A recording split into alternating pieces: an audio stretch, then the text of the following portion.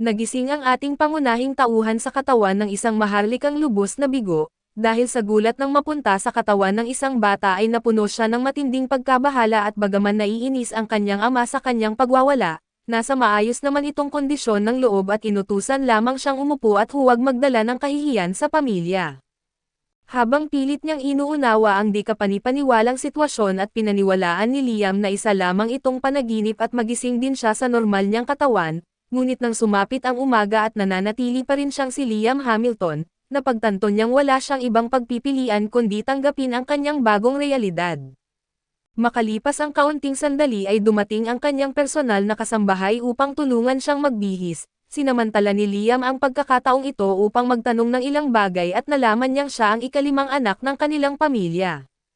Ang kasiyahan kahapon ay para sa pagsilang ng kanyang bagong silang na kapatid na babae. Di nagtagal ay nakipag-usap si Liam sa kanyang nakatatandang kapatid na si Bruno upang mas maunawaan ang kanyang kasalukuyang buhay. Ang tumawag sa kanya ay si Bruno at ito ang ikaapat na anak ng pamilya Hamilton na may malinaw ng plano para sa buhay ng kanilang kapatid. Sinabi ni Bruno na dapat nilang tiyakin na tatanda itong maganda upang mapakasal sa isang miyembro ng pamilya Maharlika. Ito raw ang tanging paraan upang mapanatiling ligtas ang kanilang pamilya. Ang pamilya Hamilton ay nasa bingit ng pagkawala ng kanilang katayuang Maharlika dahil wala silang nagawang mahalagang kontribusyon sa nakalipas na 3 henerasyon. Ang kasalukuyang pinuno at ang ama ni Liam ay ang pinuno ng ikatlong henerasyon, kapag siya'y nagretiro ay isa mula sa ikaapat na henerasyon ang magmamana ng posisyon. Sigurado si Bruno na kung wala silang magagawa ay magiging karaniwang tao na lamang ang pamilya Hamilton, kaya't naman nais ni Bruno na gamitin ang pagkakataong ito upang muling ibangon ang kanilang pamilya mula sa kapahamakan at bagaman 13 taong gulang lamang si Bruno ay mas matanda lang ng 1 taon kay Liam, ipinapakita niya ang kanyang pagiging mas mature sa nakababatang kapatid. Pinayuhan niya si Liam na simulan na rin ang pag-iisip tungkol sa hinaharap ng kanilang pamilya, natigil ang kanilang usapan nang dumating ang kanilang guro at nagsimulang magturo ng mga pangunahing kaalaman sa mahika. Nang malaman ni Liam na matututo siya ng mahika ay hindi niya napigilan ang sarili at tumalon sa kanyang upuan sa tuwa. Napahiya si Bruno sa biglaang kilos ni Liam at sinabihan siya na huwag masyadong magtaas ng pag-asa. Ipinaliwanag ni Bruno na isa lamang sa bawat 100 tao ang may likas na talento para sa mahika kaya't tila mababa ang tsansa. Gayunpaman ay determinado si Liam na matutunan ang mahika at binigyan niya ng buong atensyon ang guro. Bilang isang karaniwang tao sa kanyang nakaraang buhay ay hindi niya kailanman naranasan ang pribilehiyo ng pag-aaral ng mahika. Pagkatapos ng klase ay nagmamadaling pumunta si Liam sa isa sa mga kasambahay at inutusan itong dalhin siya sa silid-aklatan. Habang inihahatid siya ng kasambahay ay nagsimula siyang maghanap ng mga aklat tungkol sa mahika. Sa wakas ay napili niya ang isang aklat na pinamagatang Novice Fire Magic. Sinimulan ni Liam na basahin ang nilalaman ng aklat at sinundan ang mga hakbang upang mag-cast ng simpleng spell sa Fire Magic, na nagresulta sa pagliyab ng apoy sa kanyang hintuturo.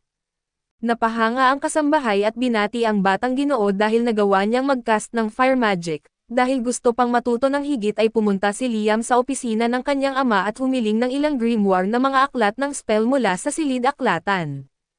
Walang pakialam ang Count sa kanyang ikalimang anak.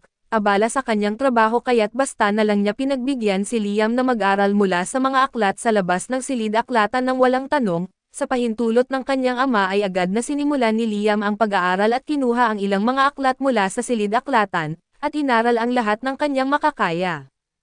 Hindi nagtagal ay natutunan niya ang isang bagong spell na tinatawag na Flame Cutter, at lumipas ang 1 buwan sa wakas ay na-master ni Liam ang Flame Cutter spell nang hindi gumagamit ng grimoire. Ipinakita niya ang tagumpay na ito kay Bruno na hindi makapaniwalang natutunan iyon ng nakababatang kapatid sa loob lamang ng 1 buwan. Bilang mas nakatatandang kapatid ay natural kay Bruno na gustong maging mas mahusay kaysa kay Liam kaya't kinuha niya ang sarili niyang grimoire upang tingnan kung may lihim na paraan sa mabilis na pag-aaral ng mga spell, ngunit matapos magsikap ng ilang sandali ay napagtanto ni Bruno na talagang likas na may talento si Liam na may malakas na affinity para sa mahika. Pinayuhan ni Bruno si Liam na magpatuloy sa pag-aaral ng mahika at sinabing kung patuloy siyang sisikat, makakamit niya ang mataas na katayuan at kasikatan ngunit binanggit din niya na ito'y mangangahulugan na si Liam ay tuluyang malalagpasan ang natitirang miyembro ng pamilya Hamilton, kaya't tinanong ni Bruno kung ang pagsisikap ni Liam ay upang maging susunod na pinuno ng pamilya. Nilinaw ni Liam na gusto lamang niyang matuto ng mahika bilang libangan at wala siyang intensyong maging target ng kanilang panganay na kapatid na si Albert na nag-aambisyon sa trono. Hindi nagtagal ay natutunan ni Liam ang lahat ng novice fire spells at nagsimula siyang mag-aral ng novice ice spells. Nalaman ng ama ni Liam ang balita na kaya niyang gumamit ng mahika kaya't sa wakas ay nagpakita ito ng interes sa kanya, ngunit nagduda ang Count at hiniling kay Liam na ipakita ang kanyang talento. Ipinakita ni Liam ang kanyang bagong natutunang ice magic sa pamamagitan ng pagyayelo ng isang aklat. Hindi impressed ang Ginoong Hamilton at tinanong kung iyon lang ang kaya ni Liam at sinagot ni Liam na kakasimula pa lang niyang mag-aral ng ice magic. Upang hindi siya maliitin ng kanyang ama ay ibinunyag niya na na-master na niya ang lahat ng novice fire spells sa loob ng wala pang isang buwan. Sa pagkakataong ito ay nagbago ang reaksyon ng Ginoong Hamilton at tumawa ito ng malakas at sinabing sa wakas, biniyayaan ng langit ang kanilang pamilya at hinikayat niya si Liam na ipagpatuloy ang pag-aaral at sinabing huwag mag-atubiling humingi ng mas maraming grimoire kung kinakailangan. Sa unang pagkakataon ay nakita ni Liam ang kanyang ama na masaya at sumusuporta sa kanya at pakiramdam ni Liam ay lalo siyang naengganyong mag-aral pa ng mahika. Bago siya magtungo sa kagubatan ay narinig niyang may ibinulong ang isa sa mga butler kay Ginoong Hamilton tungkol sa masamang balita. Hindi alam ni Liam kung ano ang nangyayari kaya't nagpatuloy siya sa kagubatan at doon niya nakasalubong ang isang lalaki na nakasuot ng puting coat na nakaupo sa ilalim ng puno. Tinanong siya ng lalaki kung siya ba ay isa sa mga anak ng Hamilton at doon ay sumagot si Liam ng oo. Napabuntong hininga ang lalaki at sinabing sige na at hulihin na siya at lalong nalito si Liam. Kaya't sinabi ng lalaki na kalimutan na lang iyon at sa halip ay tinanong niya si Liam tungkol sa kanyang grimoire. Nang marinig niyang nag-aaral si Liam ng mga novice magic at inalok ng lalaki na turuan siya ng mas mahusay na paraan, nagpakita ang lalaki ng kakayahang mag-cast ng 5 magkakaibang spell ng sabay-sabay, agad na nakiusap si Liam na turuan siya ng ganitong pamamaraan. Nagustuhan ng lalaki ang pagiging bukas ni Liam at ang kawalan ng walang saysay na kay-abangan na karaniwang mayroon ang ibang maharlika, kaya pumayag itong turuan siya at tinuruan si Liam kung paano sabay na mag-cast ng mga magic circle gamit ang parehong kamay. Matagumpay na nagawa ni Liam ang mag-cast ng mga fire spell mula sa magkabilang kamay. Sunod ay tinuruan siya ng lalaki kung paano mag-cast ng 3 magic circle ng sabay-sabay at mabilis na natutunan ni Liam ang teknik na ito, ngunit nabigo siyang maisakatuparan ang spell dahil kulang pa siya sa magical power. Sa kabila nito ay labis na humanga ang lalaki sa talento ni Liam at ibinunyag na kaya niyang mag-cast ng hanggang 16 na spell ng sabay-sabay. Sa kasamaang palad ay nauubos na ang oras ng lalaki at gusto pa sana niyang turuan si Liam ng mas maraming mahika. Binigyan niya si Liam ng isang singsing na tinawag niyang Magicpedia na isang mahiwagang artepakto na naglalaman ng daan-daang grimoire ng mahika. Nang isuot ni Liam ang singsing ay biglang pumasok sa kanyang isipan ang daan-daang mahika na spell, na maaari niyang matutunan sa kahit anong oras at agad na natutunan ni Liam ang isang wind attack spell at ginamit iyon upang mawala ang lalaki sa kanyang harapan, na lalong nagpaalala sa kanya. Sa sandaling iyon ay dumating ang kasambahay at sinabing delikado ang pagiging nasa kagubatan. Ipinaalam din nito kay Liam na may isang kaina-hinalang tao na nakapasok sa kanilang lupain at ibinigay ng kasambahay kay Liam ang isang aklat para sa novice summon ng magic na gusto ni Ginoong Hamilton na matanggap niya, bago ito bumalik sa bahay. Pagkaalis ng kasambahay ay biglang muling lumitaw ang mahiwagang lalaki sa harapan ni Liam. Ipinaliwanag nitong ayaw lang niyang makita ng kasambahay na nagbigay ng indikasyon na maaaring siya ay mapanganib. Iginiit pa ng lalaki kay Liam na hindi na siya magtatagal at nais niyang turuan ito ng huling spell bago siya umalis. Pinapili niya si Liam ng isang spell mula sa aklat ng summon ng magic at pinili ni Liam ang spell para mag-summon ng salamander, isang mababang antas ng fire spirit at gamit ang singsing at sumunod sa mga tagubili ng lalaki, matagumpay na nasummon ni Liam ang salamander. Gayunpaman ay agad itong naabsorb ng singsing na ipinaliwanag ng lalaki na ang singsing ay gumagana tulad ng isang walang hanggang notebook na sumisipsip ng impormasyon kung paano nasummon ang salamander. Napagtanto ni Liam kung gaano kahalaga ang singsing na ito kaya't inalok niya itong isauli sa lalaki, ngunit sinabi ng lalaki na hindi ito ganoon ka-espesyal. Ginagawa lamang nitong mas maginhawa para sa gumagamit dahil hindi na nito kailangang magdala ng maraming grimoire. Sa pagkaunawa nito ay ipinagpatuloy ni Liam ang paggamit ng singsing upang matutunan ang iba pang summon ng spells mula sa grimoire. Matapos niyang mag-eksperimento ay tumingin siya sa paligid upang humingi ng pagsang-ayon mula sa lalaki ngunit wala na ito. Ang tanging naiwan ay isang mensahe sa lupa na nagsasabing ipagpatuloy ni Liam ang pag-aaral ng mahika at huwag kailanman ipagsabi ang kanilang naging interaksyon, bagamat sandaling oras lamang ang ginugol ni Liam kasama ang mahiwagang lalaki at itinuring niya itong kanyang guro at labis ang pasasalamat niya sa mga natutunan. Lumipas ang isa pang buwan at na-master ni Liam ang parehong attack at summoning spells at gamit ang dalawang ito ay lumikha siya ng isang gumaganang pagan na ginagamit niya upang gumawa ng white charcoal, at isang araw ay binisita ni Bruno si Liam at nagulat nang makita niyang marami ng nagawang white charcoal si Liam at nakolekta rin nito ang isang bag ng Elcrow crystals na ginagamit upang ibalik ang magical power. Ipinaliwanag ni Liam na ginawa niya mismo ang mga kristal na ito gamit ang 5 uri ng mahika ng sabay-sabay, na ipinapakita ang kanyang kahangahangang kasanayan at ipinagmamalaki ni Bruno ang progreso ng kanyang nakababatang kapatid at iniisip niyang kakayanin na ni Liam ang magtagumpay ng mag-isa. Ibinahagi ni Bruno na plano niyang magpakasal sa isang mababang antas na pamilya ng Maharlika upang makamit ang kaunting kalayaan. Ipinaliwanag ni Bruno ang kahalagahan ng kalayaan sa pamamagitan ng pagbabahagi ng bahagi ng kasaysayan ng kanilang pamilya. Isiniwalat niya na sa desperasyon na mailigtas ang kanilang pamilya ay nagpadala ang kanilang ama ng malaking bilang ng mga sundalo upang labanan ang isang nakapirming halimaw sa malalayong lupain, gayunpaman ay nagtapos ang kampanyang ito sa lubos na pagkatalo at iilan lamang ang nakabalik na buhay.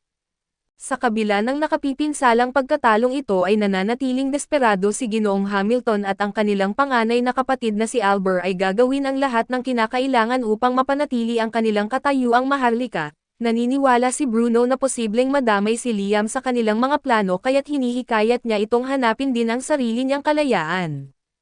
Ang unang hakbang patungo sa kalayaan ay ang kumita ng pera at ibinebenta ni Liam ang kanyang white charcoal at nakakuha ng isang pouch ng gintong barya. Gumamit siya ng kaunting pera upang bilhan ang sarili ng isang masarap na mangkok ng ramen para sa tanghalian, inspirado ng pagkain na nagpasya siyang dalhin ang kultura ng ramen sa sambahayan ng Hamilton. Gamit ang isang ice spirit upang patuyuan ang noodles ay lumikha siya ng dried noodles at itinuro sa kanilang pamilya chef kung paano ito ihanda, kumbinsido na maaaring maging isang matagumpay na negosyo ang pagbebenta ng instant noodles. Ipinakita ni Liam ang kanyang ideya sa isang lokal na mangangalakal. Gayunpaman ay tinanggihan ng mangangalakal ang produkto at ipinaliwanag na si Albert lamang na ang panganay na anak ng pamilya Hamilton, ang may awtoridad na magsagawa ng negosyo para sa pamilya at habang paalis si Liam sa tindahan, dahil sa inis ay lumabas si Albert mula sa isang silid sa likuran na isiniwalat na matagal na siyang nagmamasid kay Liam. Naiinggit sa lumalagong talento ng kanyang nakababatang kapatid at idineklara ni Albert na hindi na niya papayagan si Liam na kumilos ng malaya. Hindi nagpatinag si Liam at nanatiling determinado na ituloy ang kanyang mga ambisyon sa negosyo. Sa ngayon ay iniimbak niya ang lahat ng kanyang mga nilikha sa isang dimensional storage system na nilikha niya gamit ang isang spell mula sa singsing.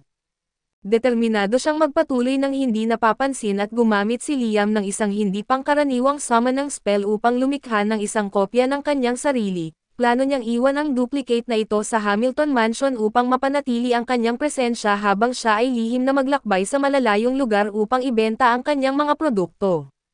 Dumating si Liam sa Hunters Guild matapos sundin ang payo ng kanyang panganay na kapatid na si Albert. Nang makarating siya ay napansin niyang ang lugar ay eksaktong tulad ng kanyang narinig na abala, magulo at puno ng mga hunter at sa pagpasok niya, napansin niya ang mga nagtatanong na tingin ng ibang mga hunter na nagtataka kung bakit naroon ang isang bata sa guild. Isa pa nga sa kanila ang nagbiro na baka naroon siya para magdala ng utos ng kanyang ina, nanatili siyang nakatuon at hindi pinansin ang mga pangungutya at diretso siyang nagtungo sa isang mabagsik na lalaking mukhang ang guildmaster. Nang tanungin niya kung siya nga ba ang guildmaster at agad siyang nakilala nito bilang si Liam Hamilton. Sinabi rin ng guildmaster na inabisuhan na siya ni Albert tungkol sa pagdating ni Liam. Bago magpatuloy ay iminungkahi ng guildmaster na bigyan muna si Liam ng isang pagsubok. Ipinaliwanag niya na ito ay kinakailangan upang masiguro na hindi siya mailalagay sa isang klase na higit pa sa kanyang kakayahan. Walang pagtutol si Liam sa ideya ay sinimulan ang pagsubok sa utos ng guildmaster na mag-cast si Liam ng isang attack spell na sa tingin niya ay madali. Sinabi pa nito na maaari niyang bigkasan ng incantation ng mabagal at gayunpaman ay walang ideya si Liam kung ano ang silbi ng incantation. na ikinatuwa ng Guildmaster. Nang maunawaan niya ang ibig sabihin ni Liam ay tinanong niya ito kung maaari siyang salakayin na handang magpakitang gilas. Naisip ni Liam na kailangan niyang gamitin ang buong lakas dahil ito ang magpapasya sa kanyang placement sa klase.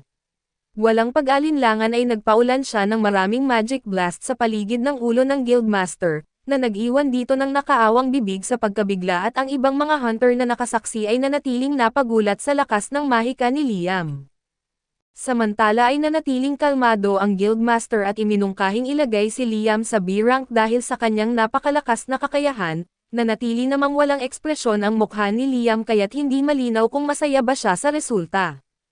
Pagkalabas sa guild ay tiningnan ni Liam ang kanyang B-rank tag at inisip kung sapat na ito at habang pinag-iisipan niya ito, lumapit sa kanya ang isang magandang dalaga at ipinakilala ang sarili bilang si Asuna. Inalok siya nitong bumuo ng grupo dahil mapanganib ang manghuli ng mag-isa. Dahil humanga siya sa kagandahan nito ay agad na tinanggap ni Liam ang alok ng dalaga.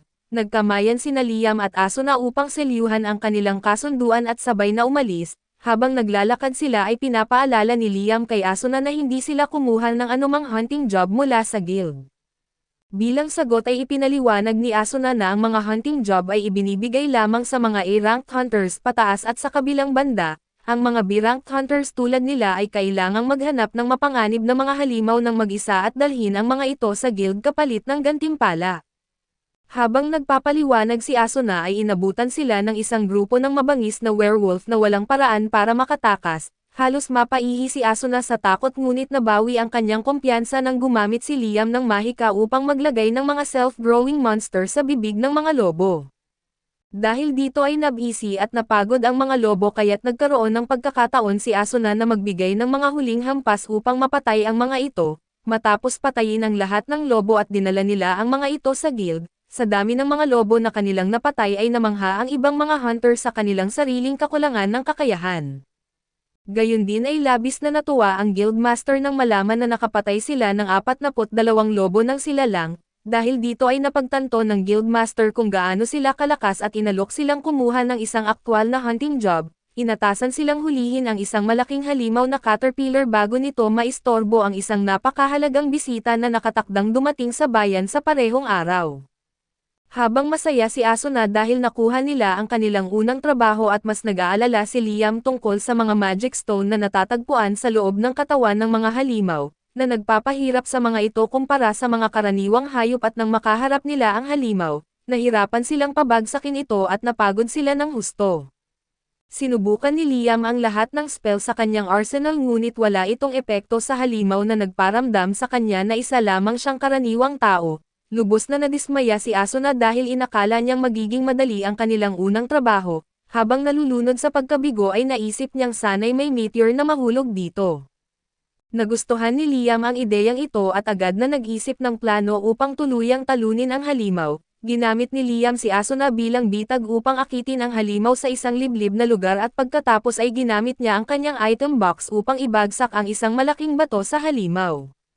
Gamit ang parehong teknik ay napabagsak nila ang dalawang caterpillar monster at ibinalik ang mga ito sa guild. Nang makita ito ay muling nagulat ang Guildmaster at ang ibang mga hunter at napaisip ang Guildmaster kung paano nila nagawang talunin ang dalawang halimaw sa maikling panahon. Patuloy ding nagtataka ang ibang mga hunter kung paano nila nagawa ito, samantala ay sinubukan ni Asuna na kumbonsihin ang Guildmaster na taasan ang kanilang gantimpala. Ipinapaalala niya na maaaring nagkaroon ng malaking problema sa mahalagang bisita kung hindi nila natagpuan ang pangalawang halimaw. Bilang pagkilala sa kanilang tagumpay ay inalok ng Guildmaster na gawing 5 beses ang orihinal na halaga ng gantimpala, na lubos na ikinatuwa ni Asuna kaso nanatiling walang pakialam si Liam tungkol sa gantimpala. Kinahapunan ay sabik ang lahat sa pagdating ng mahalagang bisita. Habang naghihintay si Liam ay nilapitan siya ng kanyang nakatatandang kapatid na si Albert upang purihin siya sa kanyang mga tagumpay mula nang sumali siya sa guild. Hinimok niya si Liam na ipagpatuloy ang kanyang mabuting gawain at saka umalis. Nang makita ito ay inisip agad ni Asuna na siguradong masungit si Albert. Sumang-ayon naman si Liam dahil palagi siyang tinitingnan ni Albert bilang abala at sa kabila nito ay dumating na rin ang mahalagang bisita. Habang naglalakad ito sa harap ng maraming tao na bumabati at iniangat nito ang tingin kay Liam at Asuna, agad namang namangha si Asuna nang magtagpo ang kanilang mga mata. Kinahapunan ay nagkaroon ng pagkakataon si Liam na makipag-usap sa bisita na ipinakilala ang sarili bilang si James Stanley. Nang ipakilala ni Liam ang sarili ay tila pamilyar si James sa ama ni Liam at hindi na pinansin ito ni Liam kaso nagtanong si James tungkol sa singsing na hawak ni Liam, na ayon sa kanya ay pagmamay-ari ng kakilala niyang si Raymond at ito ang naging guro ni Liam. Sa simula ay biniro ni James si Liam na baka ninakaw niya ang singsing mula kay Raymond. Pero nang marinig niyang si Raymond ang guro ni Liam at naging kalmado siya at nag-usap ang dalawa tungkol sa karanasan ni Liam bilang estudyante ni Raymond na labis na ikinatuwa ni James. Gusto niyang makita kung gaano kalakas ang isang estudyante ni Raymond kaya inutusan niya ang isang kakilala, si Simon na magtayo ng magic barrier at subukan ang pinakamahusay na atake ni Liam. Bagaman hindi sanay si Liam na bumigkas ng incantations ay naalala niyang nabasa niya na makakatulong ito upang mas maging epektibo ang spell. Kaya ginamit niya ang mga pangalan ng tatlong paborito niyang mga awit bilang incantation para sa isang magic missile. Sa una ay kayang salagin ni Simon ang mga missile gamit ang kanyang magic barrier, ngunit sa kalaunan ay nabasag ang barrier at nawalan ng malay si Simon. Nang makita ito ay labis na nasiyahan si James sa kakayahan ni Liam at iminungkahi niyang gawing isang knight si Liam upang mabigyan ito ng kalayaan mula sa anino ng kanyang pamilya. Sa parehong araw ay ginawa ni James na knight si Liam tulad ng ipinangako. Umaasa si James na makakatulong ito upang magkaroon ng sariling pangalan si Liam at makaalis mula sa anino ng kanyang mga kapatid. Matapos ang seremonya ay muling nagtanong si James tungkol sa karanasan ni Liam kay Raymond at alam ni James na mahilig sa mga kalokohan si Raymond, kaya gusto niyang malaman kung naranasan ito ni Liam. Biglang naalala ni Liam ang panahon na iniwan siya ng kanyang guro ng may 100 kilo ng gintong alikabok bilang graduation gift, ngunit upang makuha ito ay kinailangan niyang gawing perpekto ang item box na kasanayan upang makuha ito mula sa tubig. Kahit pa ito'y inakala niyang regalo at inamin ni Raymond na ito ay isang pagsusulit para sa kanyang pagtatapos, nang marinig ito ay mabilis na napagtanto ni James na ang gintong alikabok ay maaaring panlilinlang lamang, at ang tunay na regalo ng pagtatapos ay maaaring naroon lamang sa paligid. Ngunit hindi basta-basta makikita ang regalo sa simpleng pagtingin upang alamin ito, bumalik si Liam sa lugar at ginamit ang kanyang item box upang masipsip ang lahat ng tubig sa lawa. Habang naglalakad sa tuyong lawa ay iniisip niya kung ano ang posibleng iniwan ng kanyang guro para sa kanya. Sinubukan niyang pag-isipan ang mga huling mensahe ng kanyang guro at naisipan na kunin ang gintong alikabok at ihulog ito sa tuyong lawa. Matapos gawin ito ay may isang misteryosong pinto ang bumukas na nagdala sa kanya sa ilalim ng lawa. Bumaba siya sa hagdanan at natagpuan ang isang liham at isang libro at isiniwalat sa liham na ang libro na isang maximum level grimoire, ang tunay na regalo ng pagtatapos para sa kanya. Nang kunin niya ang libro ay napagtanto niyang naglalaman ito ng kapangyarihang nauugnay sa ibang mundo, dahil sa kanyang pagkamausisa ay nagpasya siyang pag-aralan ito ng mabuti. Ilang oras niyang sinubukan ang mga spell mula sa libro ngunit walang maganda o kapaki-pakinabang na resulta. Sa wakas matapos ang maraming pagtatangka ay nagawa niya ito at ang spell ay nagbukas ng isang malaking salamin. Nang pumasok siya rito at natagpuan niya ang isang alternatibong espasyo na naiiba sa mundo ng spellcaster at habang lumalakas siya at ang espasyong ito ay lumalawak, maaari itong maglaman ng mga tao kaya't mas epektibo ito kaysa sa item box. Naiisip ni Liam ang walang katapusang posibilidad ng spell na ito at lubos siyang nagpapasalamat sa kanyang guro para sa napakalakas na regalo na iniwan sa kanya. Makalipas ang isang buwan ay nakikipaglaban sina Liam at Asuna sa isang malaking palaka. Sinubukan ni Liam na gumamit ng mga fire salamanders laban dito kaso hindi ito epektibo. Sa halip ay lalo pang nagalit ang palaka at naghanda itong umatake gamit ang kidlat at nang maramdaman ang panganib, ginamit ni Liam ang kanyang kapangyarihang nauugnay sa ibang mundo at isinama si Asuna upang protektahan sila mula sa atake ng palaka at sa huli ay nawalan ng malay ang palaka, na nagbigay ng pagkakataon kay Asuna na tapusin ito. Dinala nila ang magic stone ng palaka sa guild at nagulat ang guildmaster na nagawa nila ito lalo na't isang A-rank job ang kanilang nalutas, gayunpaman ay nagmukha itong parang si Liam lang ang gumawa ng lahat na ikinainis ni Asuna. Ngunit hindi ito masyadong dinamdam ni Asuna at sa halip ay naisip niyang sana'y may paraan para mapalakas niya ang sarili upang makasabay sa lakas ni Liam. Sa puntong iyon ay iminungkahi ng guildmaster na maging pamilyar niya si Asuna na sa ganitong paraan, ang kanyang mga kapangyarihan ay magkakaroon ng pagbuti kasabay ng lakas ng kanyang master. Narinig ito ay natuwa si Asuna at sinabi niyang handa siyang maging pamilyar ni Liam at kahit pa isa sa mga epekto nito ay hindi na siya maaaring tumanggi sa anumang utos ni Liam, wala siyang pakialam at sinabi pa niyang ayos lang kahit gamitin ito ni Liam sa mapanlinlang na paraan dahil wala siyang isyu rito. Pumayag si Liam, isinagawa ng Guildmaster ang ritual para sa kanila at hinalikan ni Asuna ang likod ng kamay ni Liam bilang bahagi ng ritual. Agad na lumakas ang kanyang kapangyarihan at nagkaroon pa siya ng natatanging kakayahan na magbigay sa kanya ng bilis na tulad ng isang speedster. Bagaman nakita ni Liam ang epekto nito ay nagdududa pa rin siya kung totoong ang epektibo ang kontrata ng pamilyar para sa pagpapalakas. Upang masubukan ito ay nagpasya siyang gawin ito sa iba pa na iminungkahi ni Asuna si Jody na isang kakilala niya. Nang gawing pamilyar ni Liam si Jody ay bigla itong naging bata at nagkaroon ng kakayahang magpagaling ng tao sa pamamagitan ng kanyang pagluluto. Ilang araw ang lumipas ay inimbitahan ni James si Liam sa kanyang mansyon at ipinaalam sa kanya ang pagdating ng Prinsesa Scarlet. Pinuri niya ang lahat ng tagumpay ni Liam mula nang dumating ito sa bayan at sinabi niyang dahil dito ay naging interesado ang prinsesa kay Liam. Bukod dito ay sinabi ni James na nais ng prinsesa na makita ang mga pamilyar ni Liam at panoorin ang kanilang natatanging kakayahan. Pagkarinig nito ay agad na tumanggi si Liam at ipinaliwanag niya na magiging kawalang-galang ito sa kanyang mga pamilyar, na itinuturing niyang mga kaibigan at hindi mga bagay na dapat gawing palabas.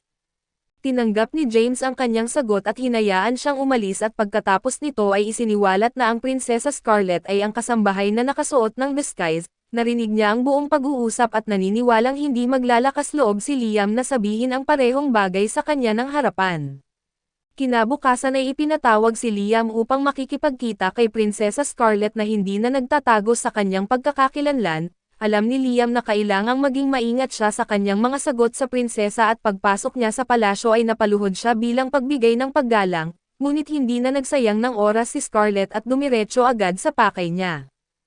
Ipinagdala niya si Liam ng upuan at agad na binanggit na narinig niya ang tungkol sa kanyang kahangahangang mga nagawa at ang pagtalo sa isang nakabaluting higad at isang dambuhalang palaka, ngunit ang pinaka-nakakuha ng atensyon ni Scarlet ay ang kakayahan ni Liam na mapatay ang dambuhalang palaka nang hindi umaasa sa makapangyarihang mahika, isang bagay na wala pang ni ibang tao ang nakakagawa.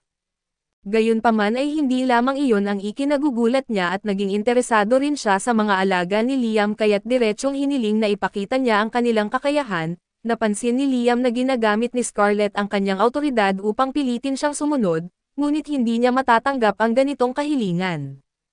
Diretsyang tinanong ni Scarlet kung talagang tatanggihan niya ang utos ng isang maharlika at anuman ang maging kapalit nito. Ngunit nanindigan si Liam sa kanyang desisyon na hinding-hindi niya gagawing palabas ang kanyang mga kaibigan para sa kasiyahan ng iba. Handa na siyang harapin ang galit ng prinsesa dahil sa kanyang pagtanggi ngunit laking gulat niya nang bigla itong matawa. Si Liam ang unang taong nakilala ni Scarlet na nananatiling tapat sa kanyang paniniwala kahit pa nasa harap siya ng isang mataas na pinuno at lubos niya itong ikinatuwa. Bilang gantimpala ay idineklara niya na mula sa sandaling iyon ay bibigyan niya si Liam ng titulong Baron. Natarante si Liam at pakiramdam niya ay hindi siya karapat-dapat sa ganoong titulo ngunit nagustuhan na siya ni Scarlet at bilang prinsesa ay maaari niyang gawin ang anumang naisin niya, dahil dito ay hindi mawawala ang pagiging maharlika ng pamilya ni Liam, subalit may iba pang binabalak si Scarlet para sa kanya at iniabot niya kay Liam ang isang familiar contract grimoire na isang bagay na mas ikinatuwa niya kaysa sa pagiging isang baron. Sa sobrang saya ay taos-pusong nagpasalamat si Liam kay Scarlet at agad na nagpunta upang magsanay gamit ang kanyang bagong grimoire. Makalipas ang ilang sandali ay nakaupo si Liam sa kagubatan habang binabasa ang grimoire. Madali niyang nagagamit ang mga mahika na nakapaloob dito subalit hanggat hindi pa niya ito lubos na napag-aaralan ay hindi magiging permanente ang kanyang mga kontrata. Habang abala siya sa pagsasanay ay bigla niyang napansin si Bruno na lumalapit sa kanya at laking gulat niya rito. Makalipas ang ilang panahon mula nang ikasal si Bruno at lumisan sa kanilang tahanan ay bumalik siya upang bisitahin si Liam. Tinanong ni Liam kung ano ang dahilan ng kanyang pagdating ngunit wala namang partikular na rason si Bruno na gusto lang niyang makipagkwentuhan sa kanyang kapatid at personal na batiin ito sa pagiging isang baron, dahil ito ay isang napakalaking tagumpay. Sinabi ni Bruno kay Liam na sa ngayon ay mas mataas na ang kanyang ranggo kaysa sa kanilang ama at hindi agad naintindihan ni Liam ang ibig niyang sabihin dahil ang kanilang ama ay isang count. Habang siya ay isa lamang baron at ipinaliwanag ni Bruno na bagamat mas mababa ang ranggo ng isang baron kumpara sa isang count na may mahalagang pagkakaiba sa bansang ito pagdating sa mga maharlika, ang mga nakakamit ang kanilang titulo dahil sa sarili nilang pagsisikap ay mas mataas ang tingin ng lipunan kumpara sa mga ipinanganak lamang na maharlika. Hindi alam ni Liam na ganito pala gumagana ang sistema kaso hindi rin naman ito mahalaga sa kanya. Ang mas iniintindi niya ay ang matuto pa ng mahika at habang naglalakad siya sa mga pasilyo ay nakasalubong niya si Alit at binati ito pero bastos siyang hindi pinansin ni Alit, nagtaka si Liam kung ano ang dahilan ng inis nito. Samantala galit na galit si Alit sa ideya na ang bobo na niyang nakababatang kapatid ay mas nakikilala kaysa sa kanya, habang naglalakad ay narinig niya ang ilang mga katulong na pinag-uusapan ang mga kamangha-manghang nagawa ni Liam. Lubha siyang nainsulto dito kaya't pasigaw niyang sinabi sa kanila na kung ganoon nila hinahangaan si Liam, bakit hindi na lang sila magbitiw sa trabaho at maglingkod sa kanya. Napagtanto ng mga katulong na naiinggit si Alit kay Liam kaya't dali-dali silang humingi ng tawad upang hindi siya lalong magalit, pero hindi pa rin siya kontento at tinapos niya ang usapan sa pagtatanong kung sino sa kanilang dalawa ang mas mahusay. Halata naman ang sagot si Liam ay isang batang henyo sa mahika na nagkamit ng isang titulo sa edad na 12, habang si Alit ay isang spoiled na maharlika na wala pang napapatunayan. Gayunpaman dahil nais panatilihin ng mga katulong ang kanilang trabaho ay hindi nila ito diretsahang sinabi at sa halip ay tiniyak kay Alit na siya ang mas nakahihigit. Napangiti si Alit sa sagot nila at umalis na may matinding determinasyon na patunayan ang kanyang sarili. Ipinapangako niyang makakagawa rin siya ng isang malaking bagay upang mapantayan o malagpasan si Liam. Kinabukasan ay nakipagkita si Liam kina Asuna at Jody sa bayan at napansin nilang tatlo na tila nagiging sikat na sila, ngunit hindi dahil kay Liam kundi dahil sa kagandahan nina Jody at Asuna na halos lahat ng lalaki sa paligid ay nakatitig kay Liam na para bang gusto siyang pagsasaksakin gamit ang kanilang tingin, dala ng matinding inggit. Sa kabila nito ay pinagpatuloy ni Liam ang pakay nila at gusto niyang opisyal na bumuo sila ng isang grupo, pero ayaw niyang pilitin ang dalawa kung hindi nila gusto kaya't tinanong niya kung okay lang ba ito sa kanila at wala namang dahilan para tumutol sina Asuna at Jody, kaya agad silang pumayag na bumuo ng grupo kasama siya. Makalipas ang ilang oras ay nagtungo silang tatlo sa kagubatan para sa isang misyon at pinapana ni Jody ang isang lobo at tinamaan ito sa leeg. Dahilan upang manghina ito at pagkakataon na ito ni Asuna kaya't agad siyang sumugod at tinapos ito gamit ang kanyang espada. Pinuri siya ni Liam at napansin kung gaano siya bumilis mula nang maging kanyang familiar sa usapan tungkol sa pagpapabuti ng kanilang kakayahan. Nabanggit ni Jody na hindi na siya nahihirapan sa kanyang paningin gaya ng dati at salamat sa kontrata na nagbalik sa kanyang kabataan. Biniro siya ni Liam at tinanong kung palaging maganda ang magkaroon ng mas malinaw na paningin. Para kay Jody ay walang duda lalo na bilang isang archer dahil napakahalaga ng mas matalas na paningin sa kanyang kakayahan. Nang marinig ito ay tinaas ni Liam ang kanyang kamay at ginamit ang isang enhancement spell sa mga mata ni Jody. Pinahusay palalo ang kanyang kakayahang makakita ng mas malayo kaysa dati. Napansin ito ni Asuna at agad niyang tinanong si Liam kung ano ang ginawa niya at ipinaliwanag ni Liam na gumamit lang siya ng isang simpleng enhancement spell upang mapabuti ang paningin ni Jody. Nagustuhan ni Asuna ang ideya at hiniling kay Liam na gawin din ito sa kanya. Gayunpaman ay hindi kumbinsido si Liam na magandang ideya ito at maaari niyang palakasin ang kakayahan ni Asuna sa labanan, pero may malaking panganib at may posibilidad na mabali ang kanyang mga buto dahil hindi kakayanin ng kanyang katawan ang biglaang pagtaas ng lakas. Sa kabilang banda ang pagpapahusay ng paningin ay walang ganitong panganib, dahil sa kanyang bagong 2020 vision kaya't ngayong tamaan ni Jody ang anumang target sa loob ng saklaw ng kanyang pana, alam niyang lahat ng ito ay dahil kay Liam kaya't lubos siyang nagpapasalamat. Matapos ang mahabang araw ng pangangaso at bumalik si Liam at ang kanyang grupo sa guild, ngunit nadatnan nila itong nasa lubos na kaguluhan at dahil sa pag-aalala, agad nilang tinanong kung ano ang nangyari at doon nila nalaman na si Alit ang may kagagawan ng malaking sakuna dahil sa nabasag niya ang forest seal. Mabilis na napagtanto ni Liam na siguradong sinubukan ni Alit na talunin ang nilalang na nakakulong sa kagubatan na dala ng kanyang labis na inggit at galit, dahil nararamdaman niyang may pananagutan din siya sa nangyari, agad siyang tumakbo patungo sa kagubatan upang tingnan ang pinsalang nagawa. Pagdating nila sa lugar ay mas malala pa ang sitwasyon kaysa sa inaasahan nila na 12 ng mga sundalo ang malubhang nasugatan, at marami na ang nawalan ng buhay na napuno ng hilakbot si Liam sa matinding pagkawasak sa paligid. Sa gitna ng kaguluhan ay nakita niya si Alit na nakahandusay sa lupa na sugatan at dali-dali siyang lumapit upang tingnan ang kalagayan nito, subalit biglang nagising si Alit at nagwala at isinisigaw na hindi pa siya talo. Sa sandaling iyon ay lumapit ang guildmaster na may hawak na isang patpat at pinukpok si Alit sa ulo. Sobra na ang gulong ito at wala ng lugar para sa isang baliw at insecure na maharlika na nagtatakbo-takbo. Matapos iyon ay dinala na si Alit upang mapigilan ang kanyang pagsisigasig at lumapit ang guildmaster kay Liam at sinabi niyang natutuwa siyang dumating siya. Tinanong ni Asuna kung ano ba talaga ang nangyayari. Ipinaliwanag ng guildmaster na isang dragon fiend na nagngangalang Raydon ang dating nakakulong sa kagubatan na isang pagkakakulong na nagawa lamang dahil sa pagsisikap ng dakilang lolo ni Liam. Gayunpaman ay pinawalang bisa ni Alit ang seal sa kanyang nabigong pagtatangka na patayin si Raydon kaya't ngayon ay malaya na ito. Alam ng guildmaster kung paano muling tatatakan ang halimaw at nakapagtipon na siya ng lahat ng kinakailangang tauhan para sa ritual, ngunit may isang malaking hadlang na pumipigil sa kanila at ang mga supling ni Raydon, ang mga batang Raydon ang tunay na dahilan ng pagkawasak sa paligid. Kung nagawa ng mga ito ang ganitong kalaking pinsala na nakakatakot isipin kung ano ang kayang gawin ng tunay na Raydon, sa kabutihang palad dahil napakatagal nitong nakulong ay aabutin pa ng 1 linggo bago nito ganap na maibalik ang lakas at makapagsimula ng isang malawakang pag-atake, kung may tatatak muli ang seal bago iyon mangyari na maaaring maiwasan nila ang isang trahedya. Plano ni Liam na tumulong hanggat makakaya kaya't agad siyang nagtungo sa kinaroroonan ni Raydon. Subalit nang makarating siya na nakita niyang binabantayan ito ng 3 batang Raydon at hindi naman kalakihan ang mga ito, kaya nagpa siya si Asuna na subukan ang kanyang swerte at sumugod para umatake. Subalit bago pa siya makalapit ay isa sa mga batang Raydon ang nagbitaw ng isang fireball sa kanya, bagamat nagawa niyang iwasan ito ang punong nasa likuran niya ay ganap na naglaho, na parang hindi ito kailanman umiral at sinubukan ni Liam na gumamit ng kanyang magic missiles upang umatake. Kaso kinontra ito ng Raydon gamit ang kanilang mga fireball. Hindi alam ni Liam kung ano pa ang maaari niyang gawin na kahit na ang pinakamalakas niyang spell ay hindi epektibo, gayunpaman ay mayroon pa siyang isang natitirang paraan at inutusan niya si Asuna na buhatin si Jody at lumayo kaagad. Habang papalapit sa kanya ang 3 Raydon ay binuksan ni Liam ang kanyang Another World Gate sa tamang sandali, dahilan upang mahulog ang mga ito sa loob at tuluyang matrap.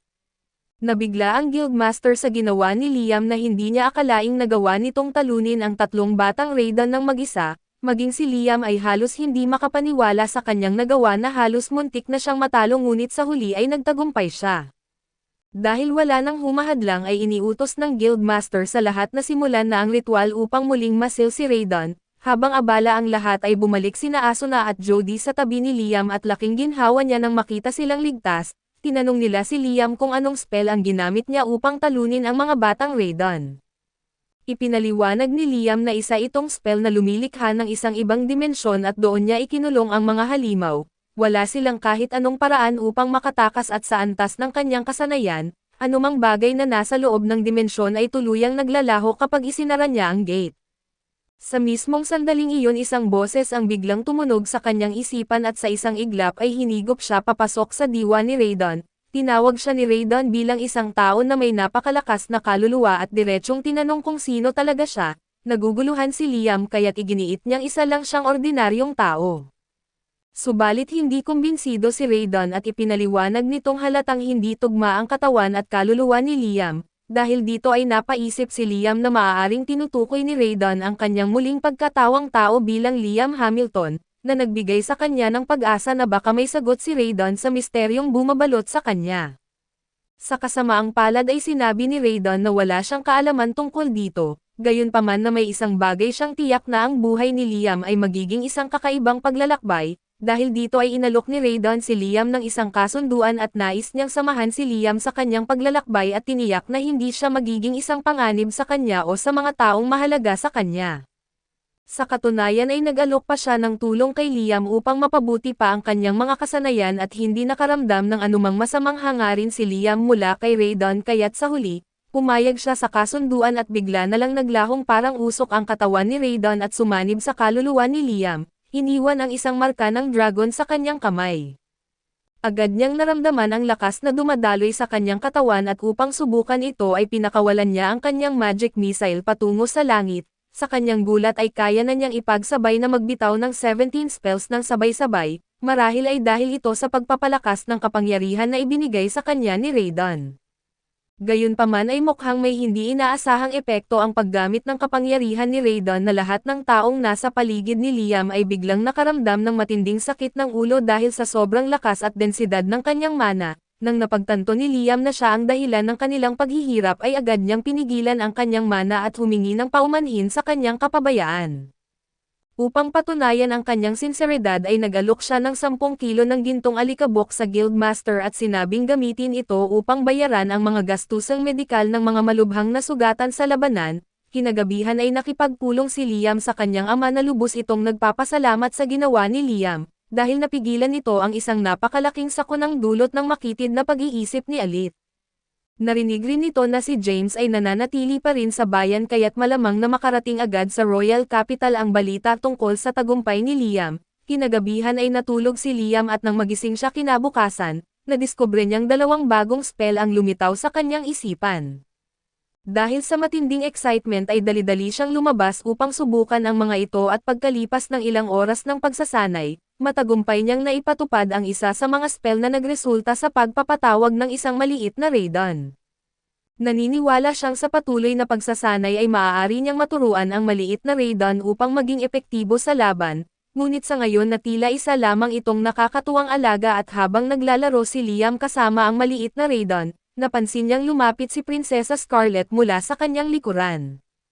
Agad niyang nakilala ang mahika na ginamit ni Liam na isang banal na mahika at alam na ni Scarlet na kahanga-hanga si Liam, ngunit hindi niya inasahan na kaya nitong gumamit ng banal na mahika sa ganoon kabata na edad at nakakamangha ito para sa kanya, gayunpaman ay hindi iyon ang dahilan kung bakit siya naroon ngayon.